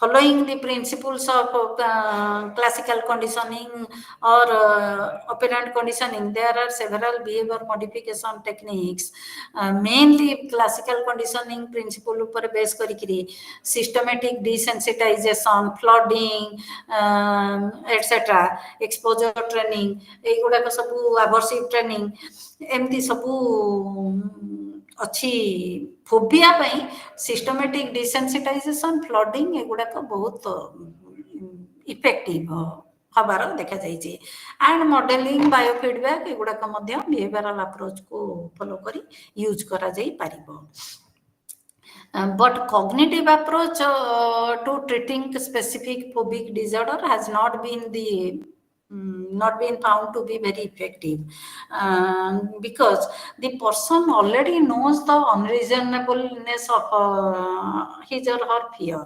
से जानीची ए जे भयटा अहेतुक किछि अयथार्थ किंतु कारण नहीं तेणु ताकू कौन बुझेइब जे यार भयटा अयथार्थ बोली से तो ऑलरेडी जानीची तेणु cognitive approach is not so helpful for treating phobic people suffering from phobia.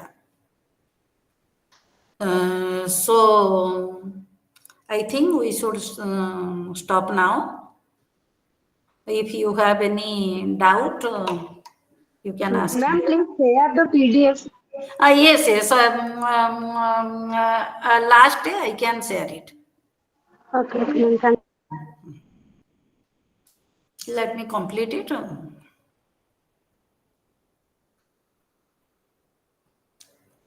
Okay, thank you for listening to me. I have one question. Actually, I can speak in Yes. Odia, right? Madam, Yes. actually, intellectual disability को हमें जैसे assessment करिया को try करूँचे, ताहले सबको best माने assessment tool कौन हबो? ଆମର ବହୁତ ଗୁଡେ ଇଣ୍ଟେଲିଜେନ୍ସ ଟେଷ୍ଟ ଅଛି, ୱେସ୍ ଅଛି, ପିଲାମାନଙ୍କ ପାଇଁ ୱିସ୍କ ଅଛି, ଷ୍ଟାନଫୋର୍ଡ ବିନେ ଇଣ୍ଟେଲିଜେନ୍ସ ଟେଷ୍ଟ ଅଛି, ଛୋଟ ପିଲା ବହୁତ ଗୁଡେ ଟେଷ୍ଟ। 10, 11 ବର୍ଷ 12 ବର୍ଷ ପର୍ଯ୍ୟନ୍ତ ପିଲା, ଯୋଉମାନେ 2.5 ବର୍ଷ 3 ବର୍ଷର ବି ପିଲା ଆସୁଛନ୍ତି ଆମ ପାଖକୁ, ତାହେଲେ ସେମାନଙ୍କୁ ଆସେସମେଣ୍ଟ କରିବା ପାଇଁ ସବୁଠାରୁ ବେଷ୍ଟ କଣ ହବ?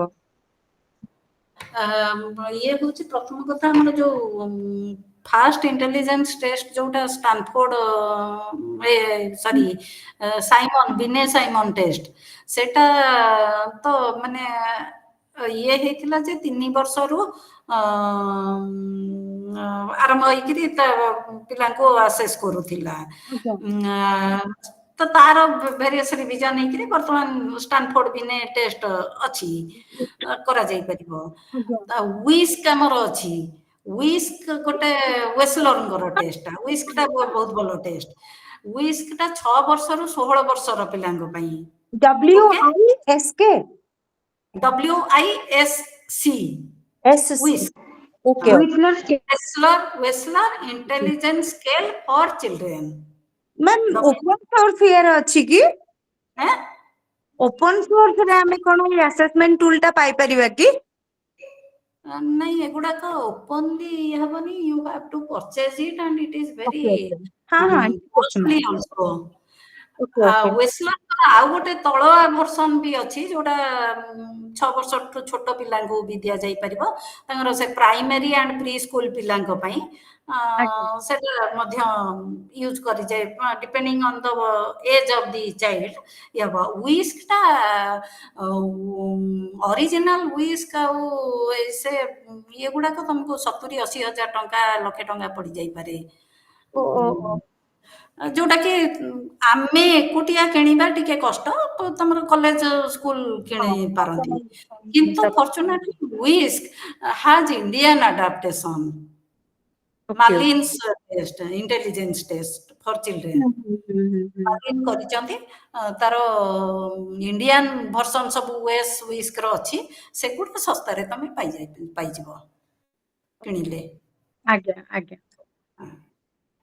ସେ ଇଏଗୁଡା ଆକ୍ଚୁଆଲି କଣ, ଆମ ପାଖକୁ ଯେତେବେଳେ ଗୋଟେ ପିଲା ଆସୁଛି, ବର୍ତ୍ତମାନ ପର୍ଯ୍ୟନ୍ତ ତ ଆମେ ସାଇକୋଲୋଜିଷ୍ଟ ନୁହେଁ, ତେଣୁ ବର୍ତ୍ତମାନ ଯେତେବେଳେ ମୋ ପାଖକୁ ଗୋଟେ ପିଲା ଆସୁଛି, ଆଜ ଏ ସ୍ପେଶାଲ ଏଜୁକେଟର ମୁଁ ତାକୁ ଡିଲ୍ କରିବି। ତ ସେତେବେଳେ ଯେତେବେଳେ ଆଇଡି ପିଲା ଗୋଟେ ମୋ ପାଖକୁ ଆସୁଛି, ଅଟିଜିମ୍ ପିଲା, ADHD ପିଲା ତ ଠିକ ଅଛି, ତାଙ୍କର କ୍ରାଇଟେରିଆ ଦେଖିକି ଆମେ ତାଙ୍କ ପାଇଁ ଥେରାପି ଫିକ୍ସ କରିପାରିବା, କିନ୍ତୁ ଆଇଡି ପିଲାଙ୍କ ପାଇଁ ମାନେ ଏଜୁକେସନାଲ ଆଭେନ୍ୟୁ ମାନେ କଣ କରିବ, ମୁଁ ଆକ୍ଚୁଆଲି କନଫ୍ୟୁଜ ହେଇଯାଏ, ପିଲା କେତେ ବର୍ଷ ବ୍ୟାକ ରେ ଚାଲିଛି ସେଇଟା। ଆକ୍ଚୁଆଲି ଯଦି ସପୋଜ ମାନନ୍ତୁ ଯେ ଗୋଟେ ପିଲାର ବଡ ଲାଇନ, ଗୋଟେ ପିଲା କି ମାଇଲ୍ଡ ଇଣ୍ଟେଲେକ୍ଚୁଆଲ ଡିସାବିଲିଟି ଆସେସ୍ ହେଇଛି, ସାଇକୋଲୋଜିଷ୍ଟ ଅଲରେଡି ଆସେସ୍ କରିଛନ୍ତି, କିନ୍ତୁ ମୁଁ ଦେଖିବା କଣ୍ଡିସନରେ ପିଲାର ଏଜ ଆକର୍ଡିଂ ସେ ବହୁତ ଜିନିଷ ପରଫର୍ମାନ୍ସ କରୁଛି। ମତେ ଲାଗୁଛି, ମାନେ ମୁଁ ତ ଆସେସ୍ କରିନି, ସାଇକୋଲୋଜିଷ୍ଟ ଆସେସ୍ କରିଛନ୍ତି, ମତେ ଲାଗୁଛି ଆସେସମେଣ୍ଟ ବୋଧେ କୋଉଠି ଭୁଲ ହେଇଛି। ପିଲା ତ ପରଫର୍ମାନ୍ସ ଆଜ ପର ଏଜ, ଆମେ ଯଦି ମାଇଲଷ୍ଟୋନ ଦେଖୁଛେ, ତାର ଲାଙ୍ଗୁଏଜ ଡେଭଲପମେଣ୍ଟ, ତାର ଆବଷ୍ଟ୍ରାକ୍ଟ ଥିଙ୍କିଙ୍ଗ ସବୁ ଯଦି ପ୍ରପର ଆସୁଛି, ପିଲା ଯଦି ଅପ୍ଟୋଲେବୁଲ କରୁଛି, ତାହେଲେ ମାଇଲ୍ଡ କି ବଡ ଲାଇନ କେମିତି ହେଲା? ନାଇଁ, ଖାଲି ଲାଙ୍ଗୁଏଜ ଡେଭଲପମେଣ୍ଟ ନାହିଁ, ତାର ସାଙ୍ଗରେ ସେମାନଙ୍କର ବୟସ ବଢିବା ସାଙ୍ଗେ ସାଙ୍ଗେ ପୁଣି ଆଡାପ୍ଟିଭ ସ୍କିଲ୍ ଗୁଡାକ ବଢୁଛି ନା। ଆଜ୍ଞା ଆଜ୍ଞା ସେଗୁଡାକ ପୁଣି ଦେଖିବାକୁ ହବ, କରିପାରୁଛି କି ନାହିଁ। ହଁ ହଁ ହଁ। ତେଣୁ ସେ ଯୋଉ ଆମର ମୁଁ କହିଲି ଭାଇନଲାଣ୍ଡ ସୋସିଆଲ ମ୍ୟାଚୁରିଟି ସ୍କେଲ ଅଛି ଆଜ୍ଞା ଗୋଟେ, ହୁଁ ତ ସେଇ ଜିନିଷ ଗୁଡାକ କରିପାରିବା ଉଚିତ। ସେଇ ପିଲାଟେ ମାନୁଆଲ ଟା ମୋ ପାଖରେ ଅଛି, ଫାଇନଲାଣ୍ଡ ରେ ମୋର ପାଖରେ ମାନୁଆଲ ଟା ଅଛି, ସେଇଟା ସେଇଟା ହିଁ ଏକୁଟିଆ ମୁଁ ଫଲୋ କରେ, ଆଉ ତ କିଛି ମୋ ପାଖରେ, ମୁଁ ସେଇଥିପାଇଁ ଆପଣଙ୍କୁ ପଚାରିଲି ଯେ କଣ କିଣିବାକୁ ମାନେ ନିଜେ କିଣିବା ଟିକେ କଷ୍ଟ, ଥ୍ରୁ କୌଣସି ଇନଷ୍ଟିଟ୍ୟୁସନ ବା ରେଜିଷ୍ଟର୍ଡ ଯୋଉମାନେ ଲାଇସେନ୍ସଡ ସାଇକୋଲୋଜିଷ୍ଟ, ଆଜ୍ଞା ସେଇମାନେ କିଣିବେ ଇଏଗୁଡା। ଆଉ ହୁଁ ଅରିଜିନାଲ ୱେସଲର ଟେଷ୍ଟ, ଷ୍ଟାନଫୋର୍ଡ ଟେଷ୍ଟ, ଏଗୁଡାକ ବହୁତ କଷ୍ଟଲି, ଆମ ପାଇଁ କଷ୍ଟ ହବ ଆମ କଣ୍ଟେକ୍ସଟରେ, ହୁଁ କିନ୍ତୁ ଇଣ୍ଡିଆନ ଇଏଗୁଡାକ ଟିକେ କମ ଦାମ, 5, 7, 8, 10 ହଜାର ଟଙ୍କାରେ ମିଳିଯିବ। ଆଜ୍ଞା ଆଜ୍ଞା। Thank you ma'am, thank you so much. माने जदि एमए वाइज ये mental age by chronological as into 100 कहूचे ताले मेंटल एज टा मु जानिले तो तापरे जाय कि mental age by chronological age by mental age करबी सेटा ही मोर कंफ्यूजन हे जाय जे मु Actually, mental age concept has been abandoned. ताको हाँ आउ क्या ये होची किंतु हमें जो Wechsler scale Harkare deviation IQ देखुचंती आज्ञा आज्ञा मैम आईक्यू कन्वर्सन गोटे मने करूचंती पड़ला गोटे गोटे पचारिबी लास्ट मैम प्लीज नहीं एक्चुअली किछि नहीं लास्ट नहीं केते परिगो पचारो मैम एक्चुअली गोटे पिला सपोज माइल्ड इंटेलेक्चुअल डिसेबिलिटी माने असेसमेंट परे बाहरी ची माइल्ड इंटेलेक्चुअल डिसेबिलिटी आउ माने जे माइल्ड माने माने जदि साइकोलॉजिस्ट को पचारुची जे के माइल्ड माने ये केते वर्ष बैक चली एज टा तो माने एज क्रोनोलॉजिकल एज तार 13 एबे से केते वर्ष बैक चली मानि नियंतु गोटे पिला 3 वर्ष कि 4 वर्ष कि 5 वर्ष बैक चली मैम ताहले हमर जो बैक चलीबा पई टिके असुविधा कोन आमे जदि सेटा केते वर्ष बैक चलची बोली ए करबा सपोज मु कहूची माने करो गोटे 5-6 वर्षर पिला 6 वर्षर पिला से 5 तार मेंटल एज होची 5 वर्ष ओके आमे टिके माने कोन हिसाब करबा को सुविधा हो 5 वर्षर पिला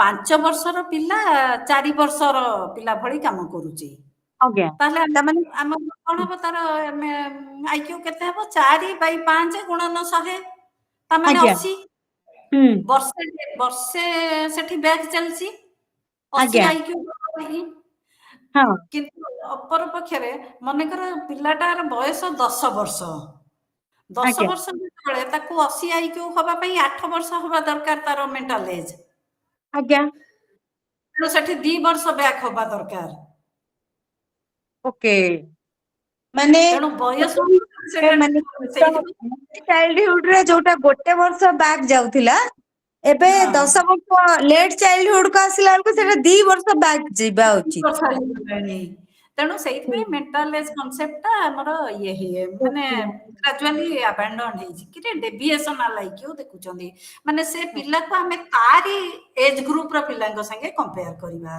माने 5 वर्षर पिलाटे जहा करि परिबा कथा तारी संग साथी जहा करचंदी ये करि पारुची कि नहीं सेतकी बस कंपेयर करबा माने माइलस्टोन को नै कि हमें कंपेयर करबा हां एग्जैक्टली आज्ञा मैम गोटे कथा से लास्ट माने सही रिलेटेड ही खाली गोटे क्वेश्चन आउ जदि जेमति के हमें हिसाब कले जे 4 वर्षर पिला 5 वर्षर पिला 4 वर्ष जदि हमें भाबु जे गोटे वर्ष बैक चली छि ताहले हमर मैच्योरिटी लेवल आसुची 20 वर्ष बेले को 18 वर्ष रु 20 वर्ष रे हमर total all over development and सब कंप्लीट होई ताले जो पिलाटे बैक जाउथिला सपोज 4 वर्ष भी बैक जाउची ताले हमर जदी मैच्योरिटी लेवल 20 वर्ष रे होउची कि 18 वर्ष रे होउची ताले से पिला कोन 25 वर्ष रे maturity level up to level देखेबो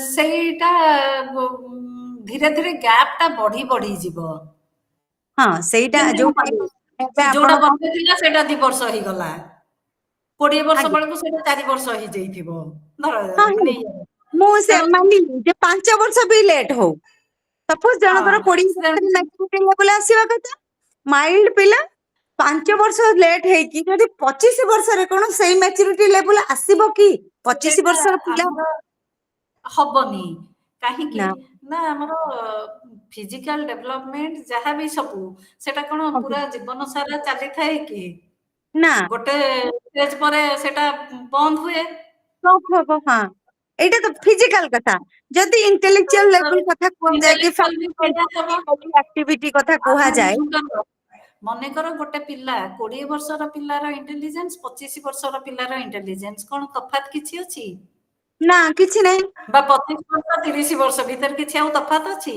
तणो गोटे सब इंटेलिजेंस थ्योरिस्ट माने समस्त बैक जाउची ତାହେଲେ 20 ବର୍ଷର ଯୋଉଟା ମ୍ୟାଚୁରିଟି ଆସିବା କଥା 25 ବର୍ଷରେ ସେ ମ୍ୟାଚୁରିଟି ଲେଭେଲ ଦେଖେଇ ପାରିବ କି? ମାନେ ଆମେ ନା ଆଟଲିଷ୍ଟ ପ୍ୟାରେଣ୍ଟ କୁ କନସଲ୍ କରିପାରିବା, ଯୋଉମାନେ ମାଇଲ୍ଡ ଆଉ ବଡ ଲାଇନ ପିଲାଙ୍କର ପ୍ୟାରେଣ୍ଟ, ତାଙ୍କୁ ଆମେ କନସଲ୍ କରିପାରିବା କି ନାଇଁ ତମ ପିଲା ତ 3 ବର୍ଷ ବ୍ୟାକ୍ ଚାଲିଛି, ଏବେ 25-20 ବର୍ଷରେ ମ୍ୟାଚୁରିଟି ଲେଭେଲ ଆସିବା କଥା, ମ୍ୟାକ୍ସିମମ୍ 25 ବର୍ଷ ପର୍ଯ୍ୟନ୍ତ ତୁମର ପିଲାର ମ୍ୟାଚୁରିଟି ଲେଭେଲ ଆସିଯିବ, ତେଣୁ ସିଏ ପ୍ରପର ଲାଇଫ ମେଣ୍ଟେନ କରିପାରିବ। ନା ନା ନା ନର୍ମାଲ ଲାଇଫ ଆସିବନି, ତାହେଲେ ତ ସେମିତି ହେଲେ ଦେଖିଲା ବେଳକୁ ଯିଏ ପ୍ରୋବାବ୍ଲି ରିଟାୟାର୍ଡ ଆମେ କହିବା 40 ବର୍ଷ ବେଳକୁ ସେ ନର୍ମାଲ ହେଇଯାଇଥିବ। ସେମାନଙ୍କ କଥା ମୁଁ କହୁନାହିଁ, କିନ୍ତୁ ମାଇଲ୍ଡ ଆଉ ବଡ ଲାଇନ କଥା ମୁଁ ପଚାରୁଛି ମ୍ୟାମ୍। ମାଇଲ୍ଡ ମାନେ ମନେକର ତାଙ୍କୁ ପାଠ ପଢେଇବ, ପାଠ ଆଜ୍ଞା ପଢେଇଲେ ସେ ମାନେ କହୁଛନ୍ତି ସେମାନେ ମ୍ୟାକ୍ସିମମ୍ 6 କ୍ଲାସ ଯାଏଁ ପଢିବେ, ବା ଆମର ହଁ ଆଜିକାଲି ଯୋଉ ପାସ୍ ଫେଲ ନାହିଁ ଇଏ ନାହିଁ ସେମିତି ହେଇକିରି ମନେକର ମାଟ୍ରିକ ଯାଏଁ ଚାଲିଯିବେ, ଆଜ୍ଞା 10ମ ଶ୍ରେଣୀ ଯାଏଁ ଚାଲିଗଲେ, ହୁଁ ପାସ୍ କରିବା ସହଜ ହେଇଛି, ତାପରେ ଆଉ ସେମାନେ ପାରିବେନି, କାହିଁକିନା ତମର ଡିମାଣ୍ଡ ଟା ପାଠର ଯେତେ ଅଧିକା ଆସିଗଲା ବେଳକୁ ସେ ଗ୍ରାଜୁଆଲି ଫେଲ କରିବେ, ସେ ବେସିକ ଆଜ୍ଞା। ସ୍କିଲ୍ ଗୁଡାକ ଆଟେଣ୍ଡ କରିନଥିବେ ନା। ଏଠି ଆଜି ସେମ ଗୋଟେ କେସ୍ ମୋ ପାଖକୁ ଆସିଥିଲା, ପିଲାଟି ଷ୍ଟାଣ୍ଡାର୍ଡ 8 ରେ ମ୍ୟାଥମେଟିକ୍ସ ଆଉ ସାଇନ୍ସ ରେ ଫେଲ ହେଇଯାଇଛି, ହୁଁ ତ ପେରେଣ୍ଟ ଭାବୁଛନ୍ତି ଯେ ପିଲାର ବୋଧେ ଇଣ୍ଟେଲେକ୍ଚୁଆଲ ଡିସାବିଲିଟି ଅଛି, ଯେତେ ଚେଷ୍ଟା କଲେ ବି ପିଲାଟି କରିପାରୁନି। ହୁଁ ସେଇଥିପାଇଁ ମୁଁ ଆପଣଙ୍କୁ ପଚାରିଲି ଯେ ତା କେସ ରେ କଣ କରିହବ, ମୁଁ ସେଇଟା ଚିନ୍ତା କରୁଥିଲି, ସେଇଥିପାଇଁ ଆପଣ ପଢେଇବା ବେଳେ ହିଁ ମୁଁ ଭାବୁଥିଲି ଆଜି ମ୍ୟାଡମକୁ ପଚାରିବି ଏ କେସ୍ ଟା କଣ କରିହବ କହିକି। ନାଇଁ ତାକୁ ଟ୍ରେନିଂ ଦବା କଥା, ଟ୍ରେନିଂ ଦେଲେ ନିଶ୍ଚୟ ମନେକର ସେ ମୁଁ କହିଲି 15 ଏବେ 16 ପର୍ଯ୍ୟନ୍ତ ରଖୁଛି ତାକୁ 30 ରଖିବ, ଆଜ୍ଞା ଟ୍ରେନିଂ ଦେଲେ ସେଟା ନିଶ୍ଚୟ ଟିକେ ବଢିବ, ଆଜ୍ଞା ତାର ଅସୁବିଧା ଟା ଆକ୍ଚୁଆଲି କୋଉଠି ହଉଛି ସେଇଟା ସେଇଠୁ ଇଏ ହଁ କରିକି ସେଇ ଅନୁସାରେ ଆମେ ଟ୍ରେନିଂ ଟାକୁ ଡିଜାଇନ କରିବା, ଆଜ୍ଞା ଆଜ୍ଞା ଆଣ୍ଡ ତାକୁ ଏଭଳି ଗୋଟେ ମନେକର ଗୋଟେ ପିଲାର ଅଙ୍କ ହଉନି ଆଜ୍ଞା ବଟ୍ ସୋସିଆଲ ଷ୍ଟଡିଜ ଭଲ ହଉଛି, ରେ ହିଁ ତାର ଭଲ ହଉଛି, ହଁ ଠିକ ଅଛି, ତେଣୁ ଆମେ ତାକୁ ଅଙ୍କରେ ସେ 30 ରଖି ପାସ୍ କରିଯାଉ, ତାପରେ ଆମେ ତାକୁ ଯେମିତି ଅଙ୍କ ନ ପଢିବା ଭଳି ଅନ୍ୟ କୋଉ ଲାଇନ ଧରେଇବା। ନାଇଁ ମୁଁ ତାଙ୍କୁ ଆଜି ସେଇ କଥା କହିଲି ଯେ ମୁଁ ଆପଣ ଡିମାଣ୍ଡ ଟା ଗୋଟେ କାମ ନଥିବ। କରୁଛୁ, ତାକୁ ନିଅସ ରେ ଆଡମିସନ ଦେଇଦବା, ନ୍ୟାସନାଲ ଓପନ ସ୍କୁଲିଂ, ତ national institute of open schooling ରେ ଯଦି ଆମେ ଆଡମିସନ ଦଉଛେ, ସେଇଠି ସାଇନ୍ସ ଆଉ ମ୍ୟାଥମେଟିକ୍ସ କମ୍ପଲସରୀ ନୁହେଁ, ତାର ଯୋଉ ଇଣ୍ଟରେଷ୍ଟ ଏରିଆ ଅଛି ସେଇ ଇଣ୍ଟରେଷ୍ଟ ର 5ଟା ପେପର ଦବ ପରୀକ୍ଷା, ଆଉ ତାପରେ ସେଟା କ୍ଲିୟର କରିବ। ଆଜ୍ଞା ଆଉ ତାର ଇଏଟା ବି ଯୋଉ ଅକୁପେସନ ଇଏ କରିବା ପାଇଁ ଆଜ୍ଞା ସେଇଟା ଯୋଉଥିରେ ବି ଦେଖିବାକୁ ପଡେ। ସେମିତି ବହୁତ ଗୁଡେ ଡିମାଣ୍ଡ କରୁନଥିବ ଯୋଉ ଲାଇନ, ସେଇଭଳି ହଁ ଲାଇନ ବସେଇବ। ଆଜ୍ଞା ଆଜ୍ଞା ସେଇଟା ହିଁ ମୁଁ ଆଜି ତା ସାଙ୍ଗରେ ତା ପ୍ୟାରେଣ୍ଟଙ୍କ ସାଙ୍ଗେ ଡିସକସନ କରିଥିଲି ହଁ ଯେ କଣ କ୍ୟାରିୟର ଆଭେନ୍ୟୁ ହେଇପାରିବ ତା ପାଇଁ, ତ ସେଇଥିପାଇଁ ଆପଣଙ୍କୁ ପଚାରିଲି। Thank you ma'am, thank you so much. ତମ ନାଁ କଣ? ମ୍ୟାମ୍ ମିନତି ରାଣୀ ମହାପାତ୍ର। ଆଚ୍ଛା ଆଚ୍ଛା, କୋଉଠି ମୁଁ କଣ ଓଡିଶାରୁ ହିଁ ମ୍ୟାମ୍, ଆଁ ମୁଁ ଓଡିଶାର ହିଁ, କିନ୍ତୁ ହଁ ଓଡିଶାରେ ରହୁନି ଏବେ, ମୁଁ ଶିଲଂ ରେ ଅଛି। ଆଚ୍ଛା ଆଚ୍ଛା କିନ୍ତୁ ମୁଁ ମେଘାଳୟ, ଓଡିଶା, ଆଜ୍ଞା ମେଘାଳୟ। ହଁ ହଁ ହଁ ମ୍ୟାମ୍ ଆକ୍ଚୁଆଲି ମୁଁ ରିହାବିଲିଟେସନ ଫିଲ୍ଡରେ ଜବ୍ କରେ, ଆଚ୍ଛା ଆଚ୍ଛା ହଁ ମୁଁ ଭଲ ଭଲ ସ୍ପେଶାଲ ଏଜୁକେଟର, ବହୁତ ଭଲ assistant professor in special education. ବହୁତ ଭଲ। ଥ୍ୟାଙ୍କ ୟୁ ମ୍ୟାମ୍, ହଁ thank you so much. Okay, ଆଚ୍ଛା meet you tomorrow. Yes ma'am.